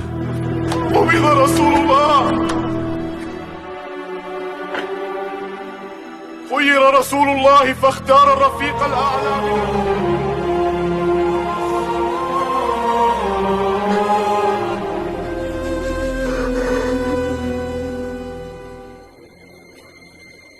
Setelah wafatnya Rasulullah, kaum Ansor mencoba mengadakan pertemuan untuk mencari pengganti Rasulullah dari kalangan kaumnya sendiri. Mendengar hal itu, Umar serta Abu Bakar mencoba untuk meredakan situasi tersebut. Hingga dari sana Abu Bakar dibaiat untuk menjadi penerus Rasulullah, yang secara otomatis merubah sistem yang ada menjadi kekhalifahan. فالله الله في الإسلام يا صاحب رسول الله ما شغلني عن مصيبتي برسول الله أمرك رسول الله حين اشتكى Setelah Abu Bakar dikukuhkan menjadi khalifah pertama, Abu Sofyan mengadakan pertemuan dengan kaum Abdi Manaf yang salah satunya yaitu Ali bin Abi Thalib. Di sana Abu Sofyan tak rela apabila penerus pemimpin dari umat Islam dipegang oleh Abu Bakar. Pasalnya Abu Bakar tak mempunyai garis keturunan dari Bani Hashim. Maka Abu Sofyan menyarankan Ali bin Abi Thalib yang secara garis keturunan mendekati garis keturunan Rasulullah. Namun Ali menolak gagasan tersebut dan langsung meninggalkan pertemuan itu. إن شئتم لأملأنها عليه خيلا ورجلا أبو بكر هذا من أموركم معاذ الله يا أبا سفيان. Di samping itu, tugas kekhalifahan Abu Bakar menuai polemik di antara umat Islam, yang mana terjadi gejolak antar pendapat dari tokoh-tokoh Muslim. Pasalnya sebelum Rasulullah wafat, Usamah bin Zaid telah ditunjuk untuk menjadi pemimpin pasukan Islam melawan bangsa Romawi. Hingga pada masa kekhalifahan Abu Bakar, Usamah bin Zaid kembali ditunjuk untuk memimpin pasukan.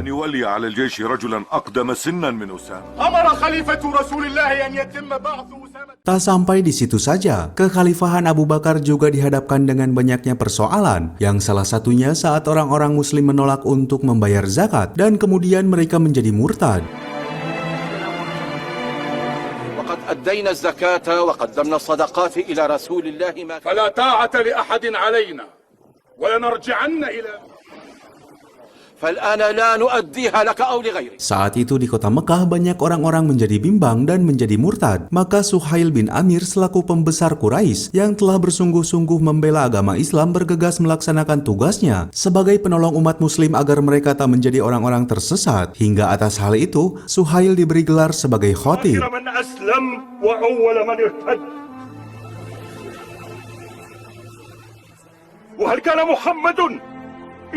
Waktu ke waktu terus berlalu, kondisi yang dialami kekhalifahan Abu Bakar cukup mengkhawatirkan. Pada masa ini, banyak orang-orang yang mengaku menjadi Rasul atau Nabi, hingga Abu Bakar harus mengangkat pedangnya agar memerangi orang-orang yang tersesat tersebut. Maka selama tahun 632 dan 363 Masehi, Abu Bakar terus memerangi kaum tersebut, yang salah satunya dikenal sebagai pertempuran Ridha. Allahu Akbar.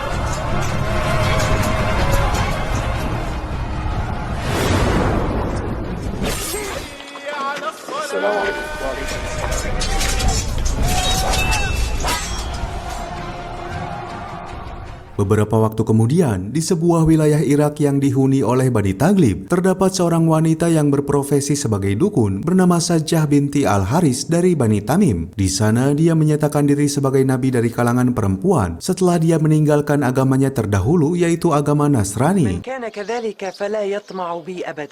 وقد جعلوا جائزة لمن يقدر على امتطائه. Kemudian setelah Sajjah mendapatkan pengakuan dari pendukungnya, maka dia memberanikan diri untuk berangkat ke Madinah guna memerangi Khalifah Abu Bakar. Di sisi lain, pasukan Muslim yang dipimpin oleh Khalid bin Walid sedang menghadapi pasukan dari Nabi palsu yang bernama Tulaihah al-Asadi pada tahun 632. Hingga singkat cerita, pasukan Muslimin dapat mengalahkan pasukan Murtadin. Walaupun dari peristiwa tersebut, Tulaihah berhasil melarikan diri ke negeri Syam.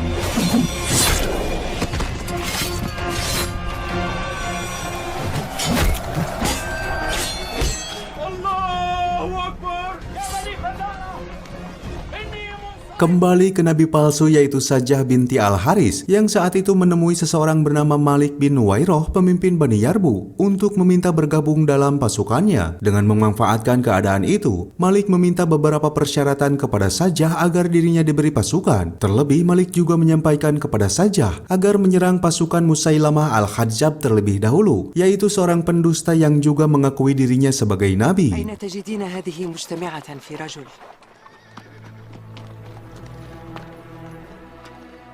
والله ما ينطقك إلا الغيرة.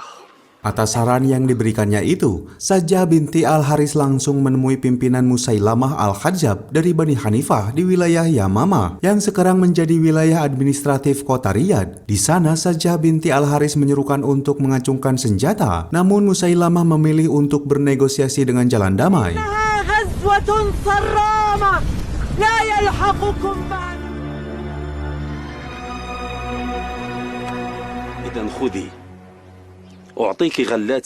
Di dalam negosiasi itu, Musailamah memberikan upeti kepada Sajjah serta mengajaknya untuk menikah. Dan setelah mendengar tawaran hadiah yang menggiurkan, Sajjah akhirnya meluluhkan hatinya dan bersedia bergabung dengan pasukan Musailamah untuk berperang dengan pasukan Khalid bin Walid.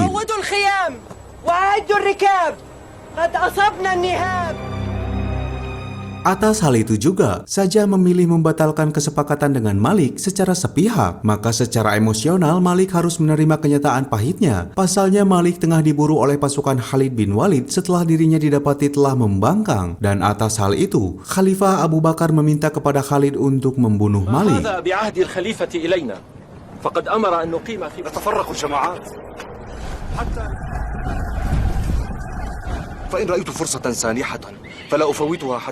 Singkat cerita, Malik yang sudah ditinggalkan oleh sebagian pasukan Sajjah akhirnya berhasil ditangkap oleh Khalid bin Walid untuk dieksekusi. Dan setelah itu Khalid langsung mengerahkan pasukannya untuk berhadapan dengan pasukan Musailamah di wilayah Yamamah, yang kemudian peristiwa itu dikenal dengan peperangan Yamamah.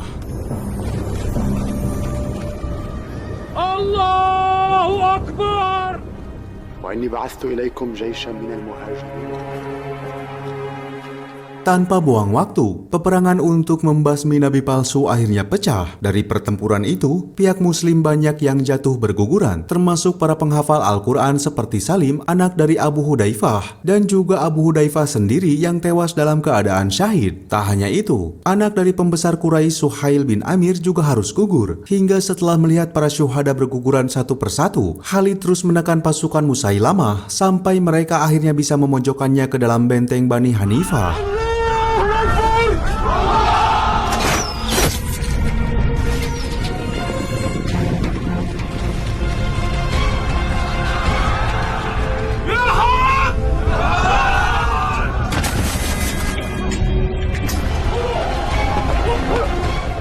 Tanpa buang waktu, seorang komandan dari kaum muslimin berhasil memasuki benteng Hanifah hingga dia dapat membuka gerbang benteng tersebut. Dari sana Wahsy menunjukkan bukti keperkasaannya sebagai budak merdeka dengan berhasil membunuh pimpinan tertinggi sekaligus nabi palsu, yaitu Musailamah, menggunakan tombaknya.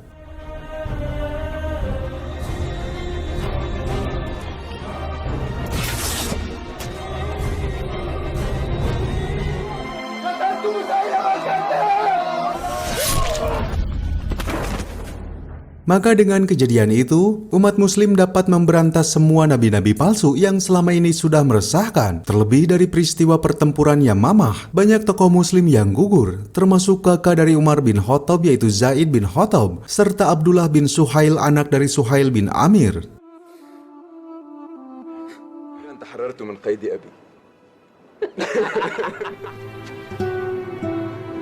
Rasulullah sallallahu alaihi wasallam insyaallah tusyhida fil Yamamah.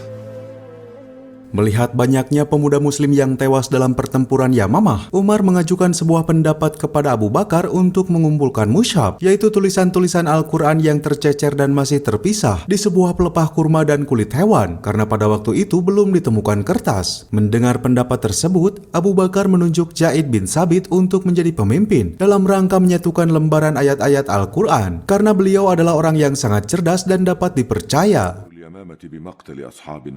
حتى شرح الله صدري زيد بن ثابت إنه شاب عاقل وثقة.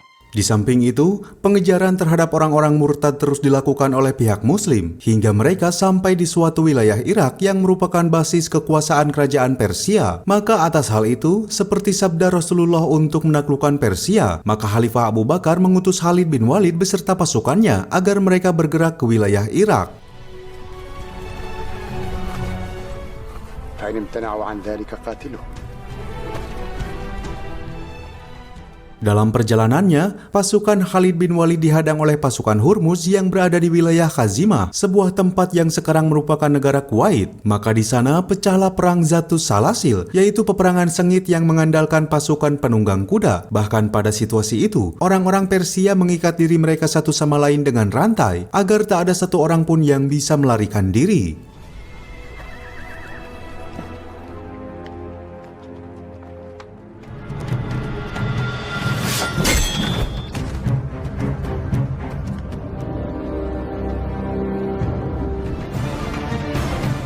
Dari perang tersebut, Khalid menantang Hurmuz untuk berduel. Saat Khalid akan memenangkan pertarungan itu, tiba-tiba Khalid harus berada di ambang bahaya. Namun pihak pasukan Muslim bertindak dengan cepat hingga Khalid bisa diselamatkan.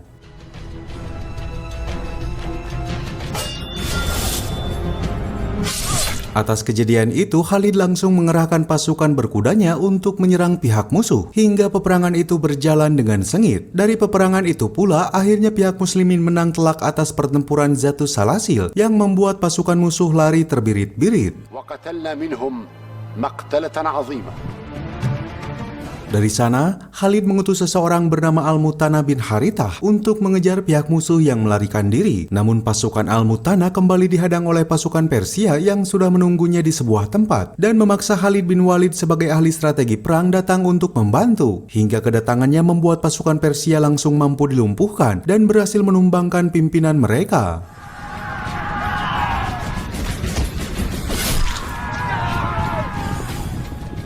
Pasukan gabungan kaum muslimin di bawah komando Khalid bin Walid akhirnya bisa memojokkan pasukan Persia sampai wilayah Ulais yang berada di dekat anak sungai dari sungai Efrat. Pasukan Persia yang masih belum siap bertempur itu seketika diserang oleh pasukan Khalid, hingga akhirnya pasukan muslimin dapat berhasil memukul mundur pasukan Persia dan mengambil alih perahu-perahu mereka.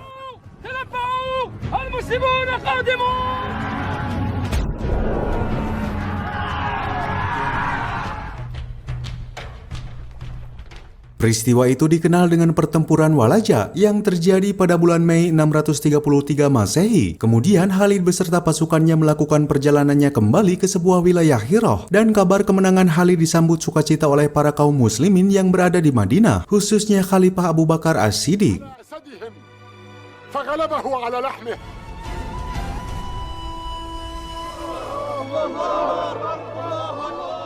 Atas kemenangan yang diraih pihak muslimin di wilayah kekuasaan Persia, maka dari sana Abu Bakar menyampaikan kepada kaum muslimin di kota Madinah untuk bersedia berjihad guna melawan kekuatan besar pasukan Romawi yang berada di wilayah Syam.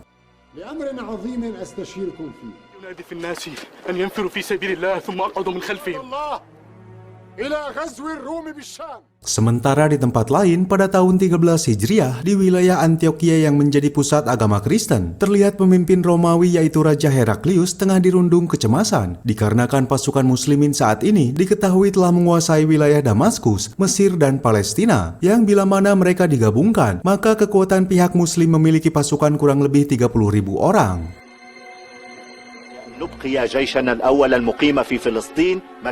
Atas hal itu, Raja Heraklius menyarankan agar pasukan Romawi memusatkan pasukannya di wilayah Syam dengan menyiapkan 70.000 pasukan agar bisa menghadang pasukan muslimin yang mencoba memasuki dan melakukan penyerangan ke wilayah Syam.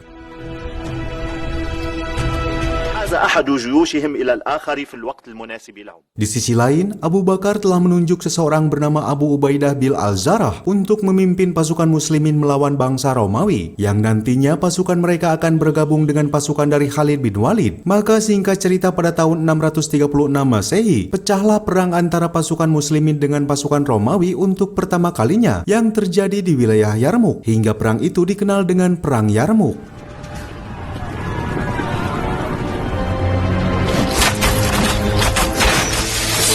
Allahu Akbar!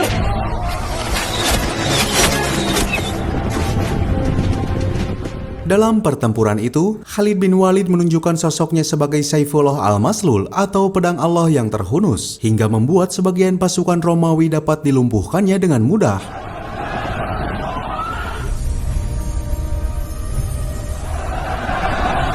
Mendengar kekalahan pasukan Romawi pada pertempuran Yarmuk membuat Raja Heraklius sangat emosional dan seakan tak percaya bahwa pasukan Romawi yang sejak dulu mendominasi dapat dikalahkan dengan mudah.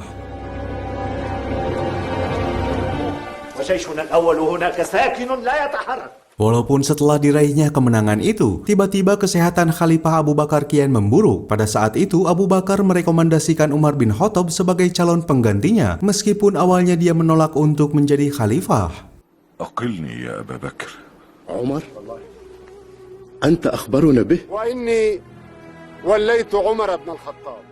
Tapi setelah melihat Abu Bakar sebagai sahabat dekat Rasulullah, ternyata membuat hati Umar menjadi luluh dan seketika itu dia menerima untuk dibaiat menjadi khalifah kedua bagi umat muslim pada tahun 13 Hijriah. Dan di tahun itu pula, pada hari Senin tanggal 12 Jumadil Akhir, Abu Bakar Asy-Syiddiq, orang yang selalu jujur dengan kata-katanya, harus menghembuskan nafas terakhirnya. Maka sesuai dengan permintaan terakhirnya, Abu Bakar dimakamkan di dekat makam Rasulullah. قحافة في آخر عهده بالدنيا خارجا منها. إن هذا الذي ابتليت به يا ابن الخطاب. أبسط يدك نبايعك. Setelah kepergian Khalifah pertama Abu Bakar, Umar langsung melakukan perubahan dengan menaikkan upah setiap pekerja dan membentuk anggota dari badan Baitul Mal. Dari sifat Umar yang tegas dan berwibawa pula, akhirnya Umar dijuluki sebagai Amirul Mukminin atau pemimpin umat Islam. فإنه أدنى من الصلاح. أمير المؤمنين. Di samping itu, dalam tugas kepemimpinannya, Umar masih harus melanjutkan perjuangan dari Abu Bakar untuk melawan segala bentuk kezaliman serta kemungkaran, termasuk yang kini dilakukan bangsa Romawi. Maka peperangan Yarmuk yang kedua antara umat muslim dan Romawi akhirnya pecah, yang bertempat di sebuah lembah. Pasukan Romawi kali ini mengerahkan lebih banyak pasukan untuk membalaskan kekalahan pada pertempuran pertama.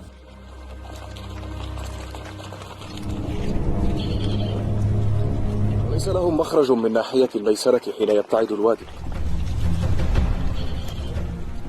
Dari pertempuran itu, pasukan muslim sangat terpojok oleh kehebatan strategi perang Romawi. Bahkan beberapa sahabat Rasulullah menjadi korban dan gugur dalam keadaan syahid. Tak sampai di sana, Hindun yang dahulu merupakan wanita yang sangat membenci Rasulullah. Dalam pertempuran kali ini dia juga ikut mengangkat senjata untuk membela panji-panji Islam. Dan pada saat itu pula Abu Sufyan harus mengalami luka di sebelah matanya.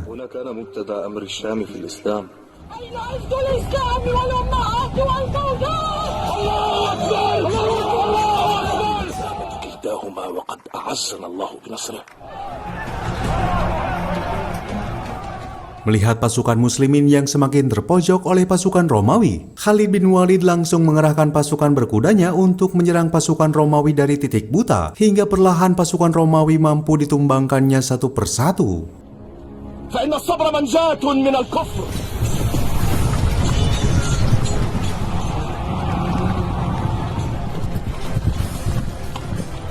Tak hanya itu, Khalid bin Walid kembali menunjukkan sosoknya sebagai orang yang sangat ditakuti oleh lawan-lawannya, hingga dia memberanikan diri menerobos garis pertahanan musuh yang membuat dirinya berhasil membunuh komandan pasukan Romawi. Dengan terbunuhnya komandan dari pihak musuh, secara otomatis pasukan muslim dapat kembali memenangkan pertempuran kedua dengan pihak Romawi.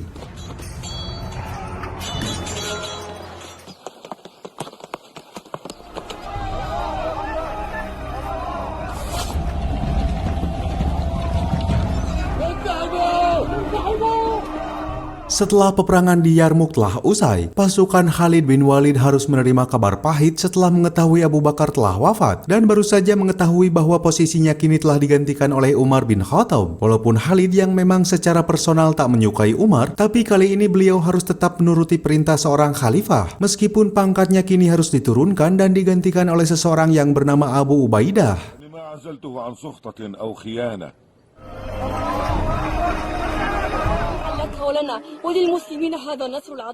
Di tempat lain di kota Homs, yang sekarang berada di bagian kecil wilayah negara Suriah, kekalahan pasukan Romawi oleh pasukan Muslim langsung dirasakan oleh Raja Heraklius. Maka dari sana, dia memutuskan menarik diri untuk mundur ke kota Konstantinopel dan merelakan kota Homs diambil alih oleh pasukan Muslim.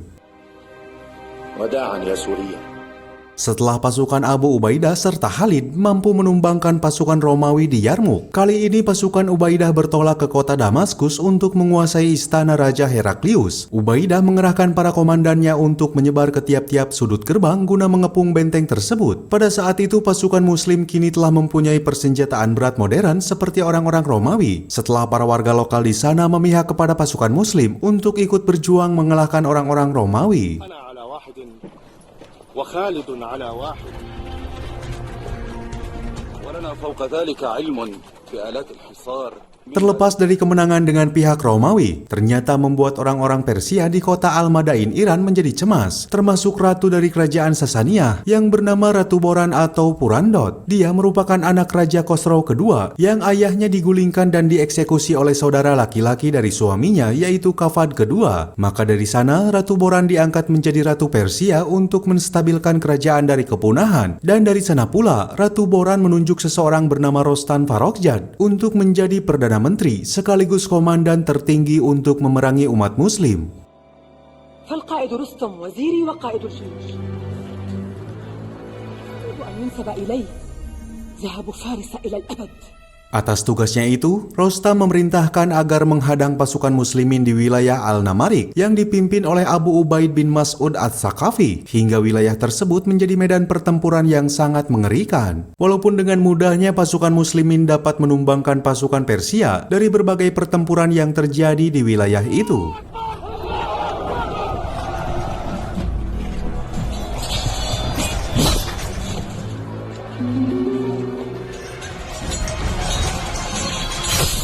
Scene berpindah pada suatu ketika di tempat lain, saat pasukan Abu Ubaidah nampak kebingungan menghadapi pasukan Romawi di benteng Damaskus yang terkenal dengan kokohnya tembok serta pertahanannya. Di sana banyak kaum muslimin berguguran, meskipun mereka sudah mengerahkan senjata berat seperti katapul.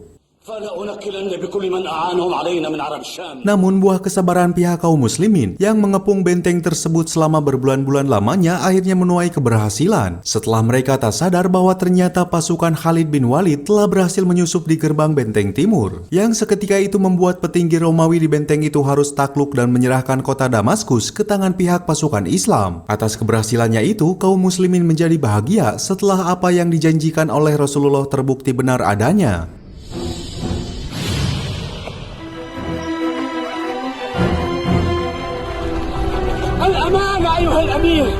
Walaupun peperangan di tempat lain dengan Persia menjadi kesulitan tersendiri bagi pihak Muslim setelah mereka tak kuasa melawan pasukan gajah dari barisan kavaleri Persia. Hingga saat itu banyak pasukan Muslim yang berguguran. Maka Khalifah Umar bin Khattab meminta kepada umat Muslim yang lain untuk berjihad melawan pasukan Persia sebagai pasukan sukarelawan.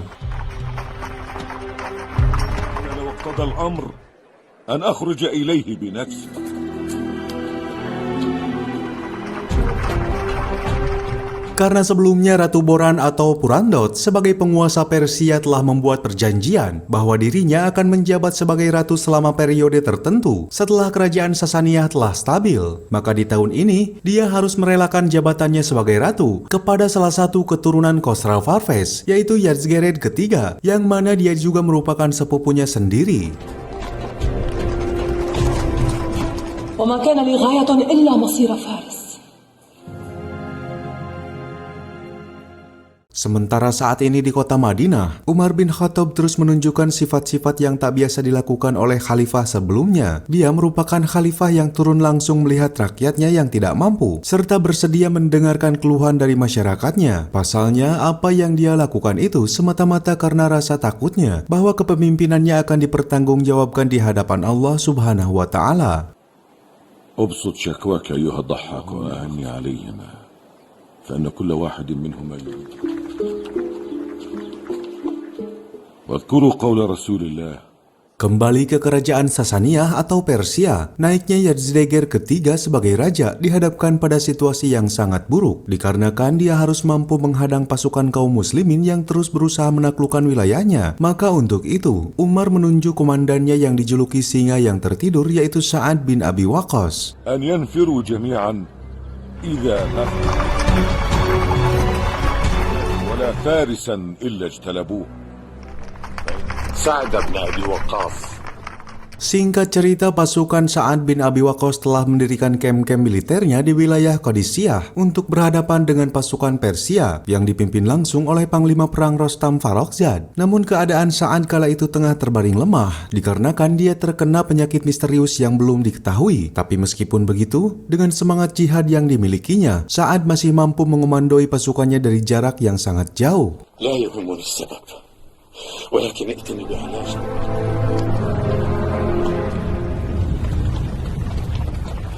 Hingga beberapa waktu berselang, peperangan Qadisiyah akhirnya pecah. Pada hari pertama itu, para komandan pasukan Sa'ad bin Abi Waqqas mampu menumbangkan para komandan pasukan Persia, walaupun mereka masih kesulitan menghadapi pasukan gajah Persia, hingga menimbulkan banyaknya korban dari pasukan Muslim.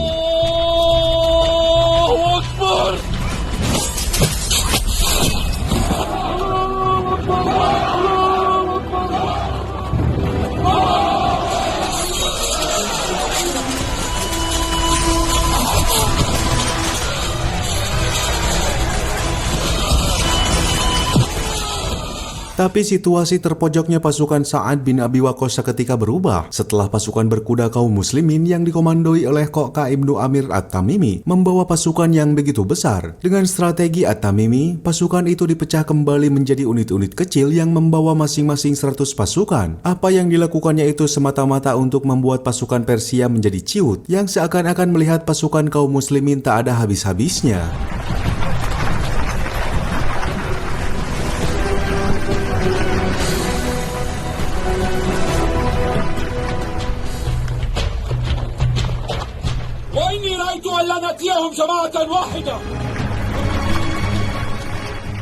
Di hari kedua itu, At-Tamimi memutuskan untuk mengajak berduel kepada para komandan pasukan Persia. Maka dari sana At-Tamimi menghadapi salah satu komandan Persia yang begitu gagah. Dengan semangat jihad yang dimilikinya, akhirnya At-Tamimi mampu mengalahkan komandan Persia tersebut.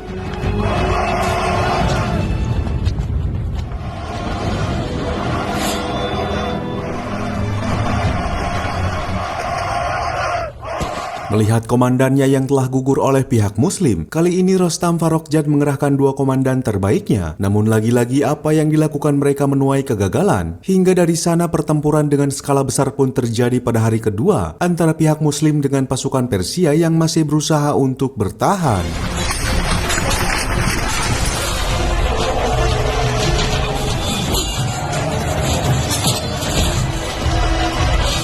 Di sela-sela pertempuran itu, keberanian dari At-Tamimi diperlihatkan ketika dia menghadapi pasukan gajah Persia yang dikenal kuat, hingga dia berhasil melumpuhkan satu persatu pasukan mereka dengan perjuangan yang berat. Dengan siasat perang yang dimiliki At-Tamimi pula, membuat pasukan kaum muslimin dapat memenangkan pertempuran di Qadisiyah.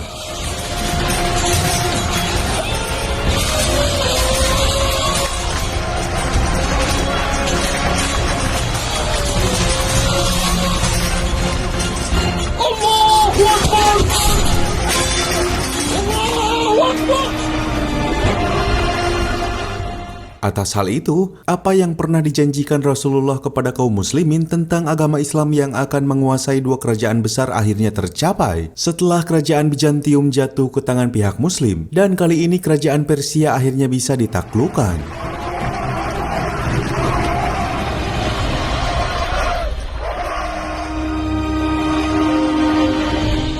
Maka Umar bin Khattab yang berada di Madinah terus mencari informasi tentang hasil peperangan dengan Persia, dan tak lama kemudian utusan Sa'ad bin Abi Waqqas memberikan hasil menggembirakan tersebut kepada sang khalifah.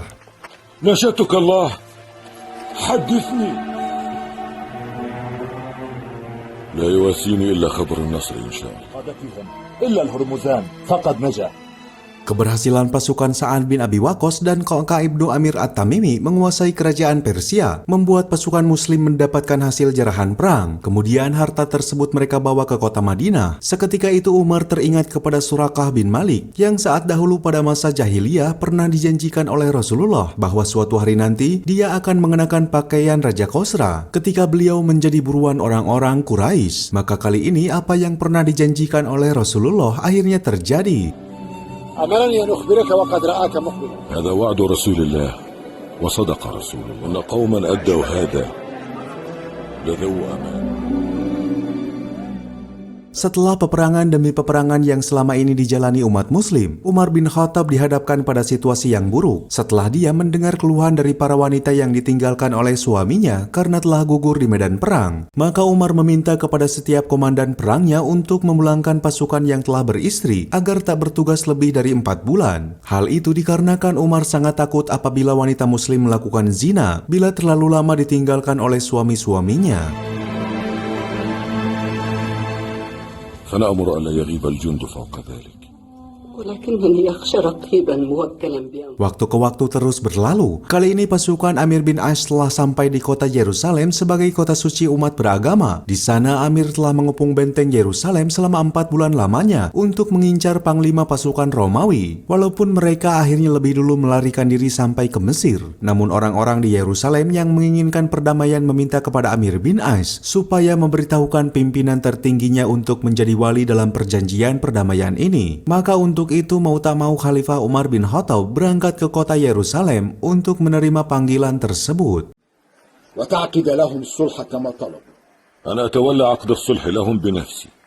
Singkat cerita, Umar bin Khattab telah sampai di kota Yerusalem dan di sana beliau menjadi pusat perhatian orang-orang Yahudi dikarenakan gaya berpakaian beliau sebagai seorang khalifah umat Islam bukan seperti raja, melainkan seperti warga biasa. فلا يكون لمسلم بعدك أن يخالف عن أحد ولاة الملوك.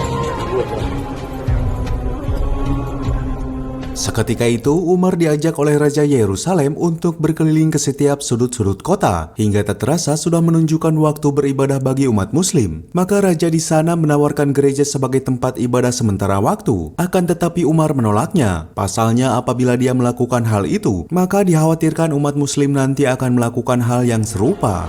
هذا ما أعطى عبد الله عمر بن الخطاب. الأخشى أن يطمع بعض المسلمين في المكان. Kemudian Umar meminta kepada Raja Yerusalem untuk menolongnya mencarikan posisi di mana Rasulullah menginjakan kakinya pada perjalanan Isra Mi'raj. Atas hal itu maka Umar menunjukkan bahwa inilah Masjidil Aqsa sebagai tempat kiblat dan masjid pertama bagi umat Islam sebelum Ka'bah menjadi kiblat yang kedua.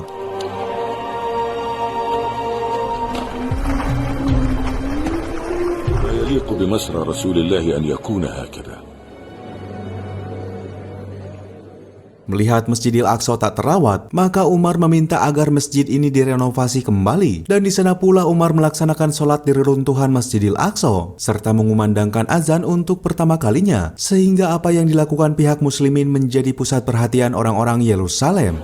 Allahu Akbar, Allahu Akbar. Bismillahirrahmanirrahim.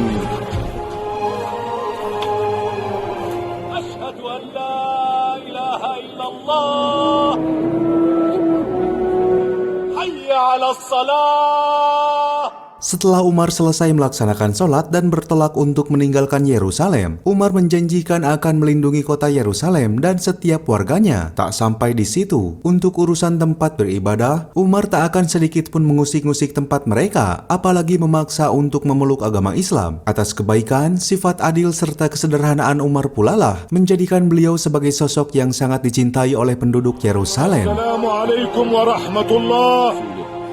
كنا عليه حربا حتى نهلك دون ذلك.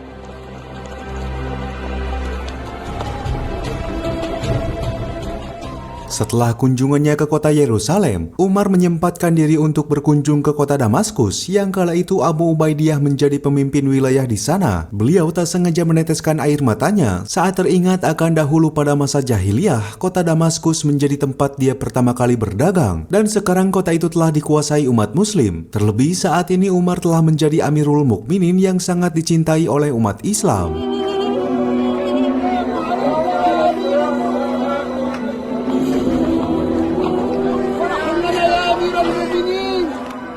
Singkat cerita, memasuki tahun 17 Hijriah, yang mana tahun tersebut merupakan tahun yang penuh dengan kelaparan akibat musim kemarau yang sangat berkepanjangan yang terjadi di sebagian besar wilayah Arab. Maka Umar bin Khattab kali ini diuji kesabarannya oleh Allah Subhanahu wa Ta'ala untuk menunjukkan sikap kepemimpinannya. Bagaimana caranya agar beliau bisa memenuhi segala kebutuhan umatnya yang sedang sengsara.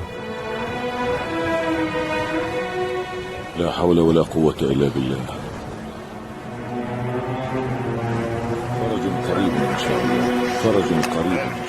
Meskipun saat itu, para sahabat Rasulullah seperti Utsman bin Affan telah menyisihkan unta-untanya agar bisa dikonsumsi untuk umat. Namun tak semua hewan peliharaannya dapat dikonsumsi. Pasalnya, musim kemarau saat itu membuat sebagian besar hewan dan bahan pangan mengalami gagal panen.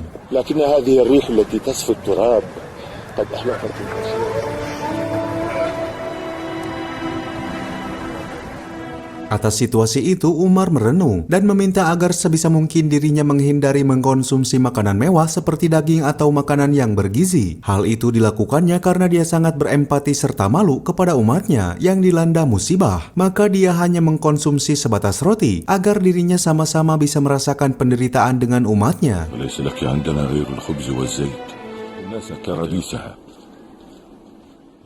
Musim kemarau yang begitu panjang itu membuat Umar bin Khattab meneteskan air matanya dikala beliau melihat satu persatu umatnya harus wafat karena tak kuat menahan rasa lapar. Maka dari sana Umar meminta bantuan kepada setiap sahabatnya di wilayah lain agar bisa mengirimkan bantuan beberapa bahan pokok demi memenuhi kebutuhan masyarakat.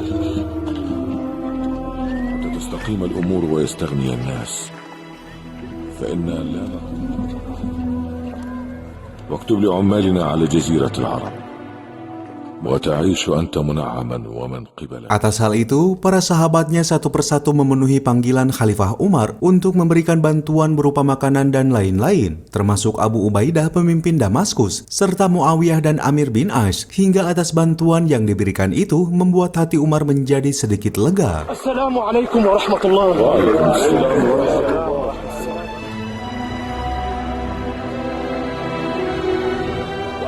معاوية ب3,000 مثلها. الله المستعان يا أبا عبيدة وجزاك الله خيرا.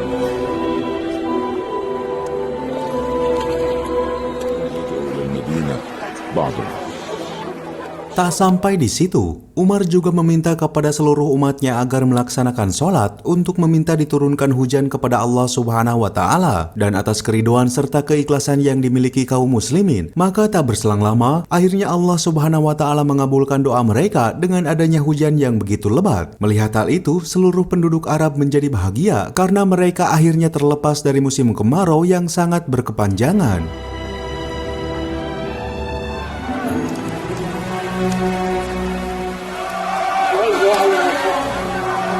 Di samping itu pula, kabar bahagia juga menghampiri Umar dan para tokoh sahabat Rasulullah, yang mana Umar akan mempersunting Ummi Kulsum, anak dari Ali bin Abi Thalib, sebagai ikatan persaudaraan untuk mendekatkan diri dengan Rasulullah.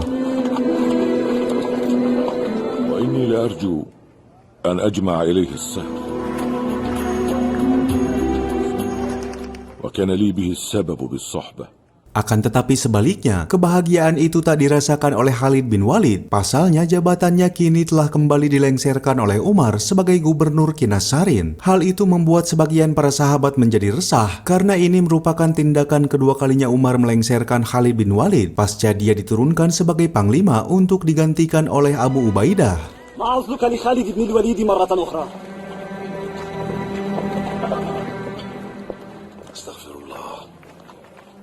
Di sana, Umar membeberkan alasannya bahwa keputusannya ini dikarenakan atas kesalahan Khalid bin Walid yang tak mendengarkan perintah Umar agar dirinya mempergunakan harta untuk orang-orang yang membutuhkan, bukan memberikan kepada kaum bangsawan. Dan atas alasan itulah Umar memberhentikan Khalid dari jabatannya.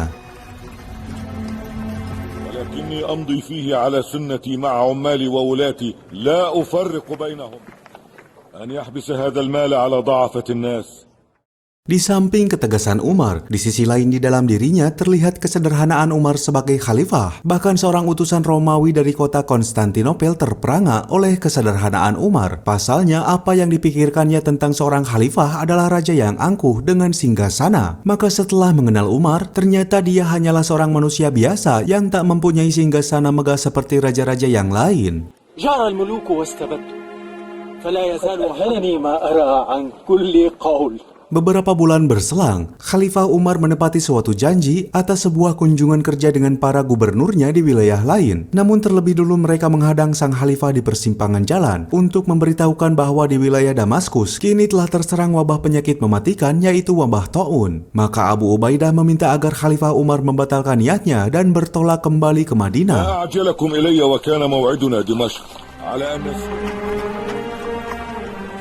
إن الأرض سقيمة يا أمير المؤمنين بل ارجع بالناس يا أمير المؤمنين. Walaupun dari kondisi itu, Abu Ubaidah yang mencintai rakyatnya di Damaskus memilih bertahan di sana, hingga secara perlahan dia terkena wabah mematikan tersebut. Dan sebelum wafat, Abu Ubaidah menyampaikan amanahnya untuk membawa para penduduk ke bukit-bukit tertinggi agar terhindar dari wabah Ta'un. نعم فرارا من قدر الله أن يرتفع بالناس إلى الجبال. Wafatnya Abu Ubaidah merupakan kabar kesedihan bagi para sahabat Rasulullah. Namun tak berselang lama, kabar kebahagiaan pun datang. Dikala pada tahun 20 Hijriah, pasukan Amir bin As berhasil menaklukkan Mesir tanpa adanya perlawanan berarti dari pihak Romawi. Dari sana pula Amir bin As ditunjuk sebagai pemimpin Mesir.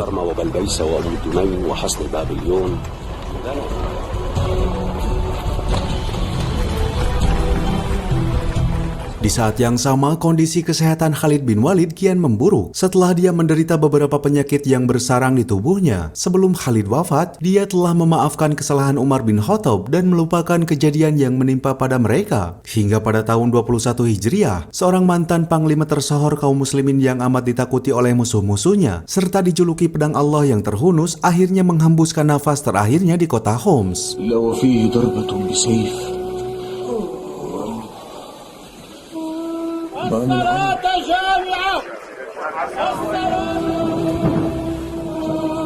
Kabar wafatnya Khalid bin Walid akhirnya sampai di kota Madinah. Semua umat muslim sangat terpukul atas wafatnya panglima hebat mereka. Setelah kematian dari Khalid bin Walid, tak berselang lama Khalifah Umar dihampiri oleh pemimpin sustar yang bernama Hurmuzan. Kedatangannya saat itu untuk menyerahkan diri kepada Khalifah Umar. Terlebih dia sangat penasaran dengan ajaran Islam. Pasalnya dahulu pada masa jahiliyah, orang-orang Arab tak ada yang mampu mengalahkan pasukannya. Namun semenjak kedatangan Islam, ukhuwah mereka sangat kuat dan mampu memperluas wilayahnya.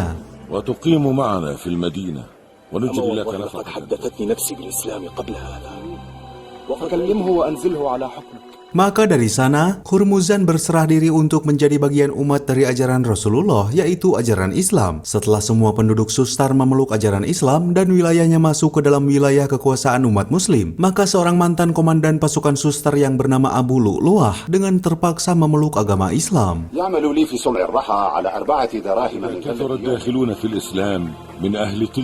Meskipun ternyata secara diam-diam, dia memeluk agama Islam dikarenakan mempunyai misi untuk membunuh Khalifah Umar sebagai penyebab kekalahannya dan sebagai penyebab penduduknya memeluk agama Islam. Lantas dia mengajak Hurmuzan yang sudah memeluk ajaran Islam untuk berkhianat. Namun Hurmuzan menolak ajakan itu dan meninggalkan Abu Lu'lu'ah. بانت لهم الآن فلعلها تدل لنا من جديد. تقول قولا خطيرا يا فيروز. Beberapa waktu berselang, pada tahun 23 Hijriah bulan Zulhijjah, Khalifah Umar bin Khattab menunaikan ibadah hajinya untuk terakhir kalinya sebelum dirinya pulang ke hadapan sang Khalid. Di saat yang sama dalam momen itu, Abu Lu'lu'ah mempersiapkan segala hal untuk bisa membalaskan dendamnya kepada Khalifah Umar dengan membuat sebuah belati yang khusus dipergunakan untuk menikamnya. Lantas pada waktu subuh, Abu Lu'lu'ah memberanikan diri untuk membunuh Umar dikala beliau sedang menunaikan salat. Hingga pada saat takbiratul ihram yang pertama, Khalifah Umar langsung ditikam dari arah belakang yang membuat beliau seketika terkapar.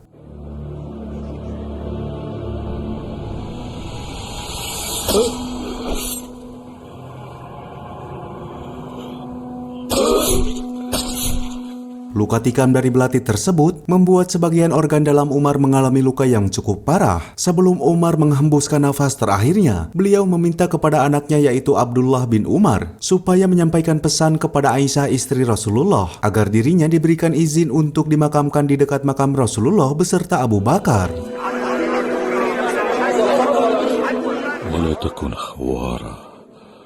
Dalam kondisi itu pula, Umar menyarankan tentang khalifah selanjutnya untuk dipegang oleh sahabat-sahabat Rasulullah seperti Ali bin Abu Thalib, Utsman bin Affan, Abdul Rahman bin Auf, Talhah al-Zubair, dan Sa'ad bin Abi Waqqas.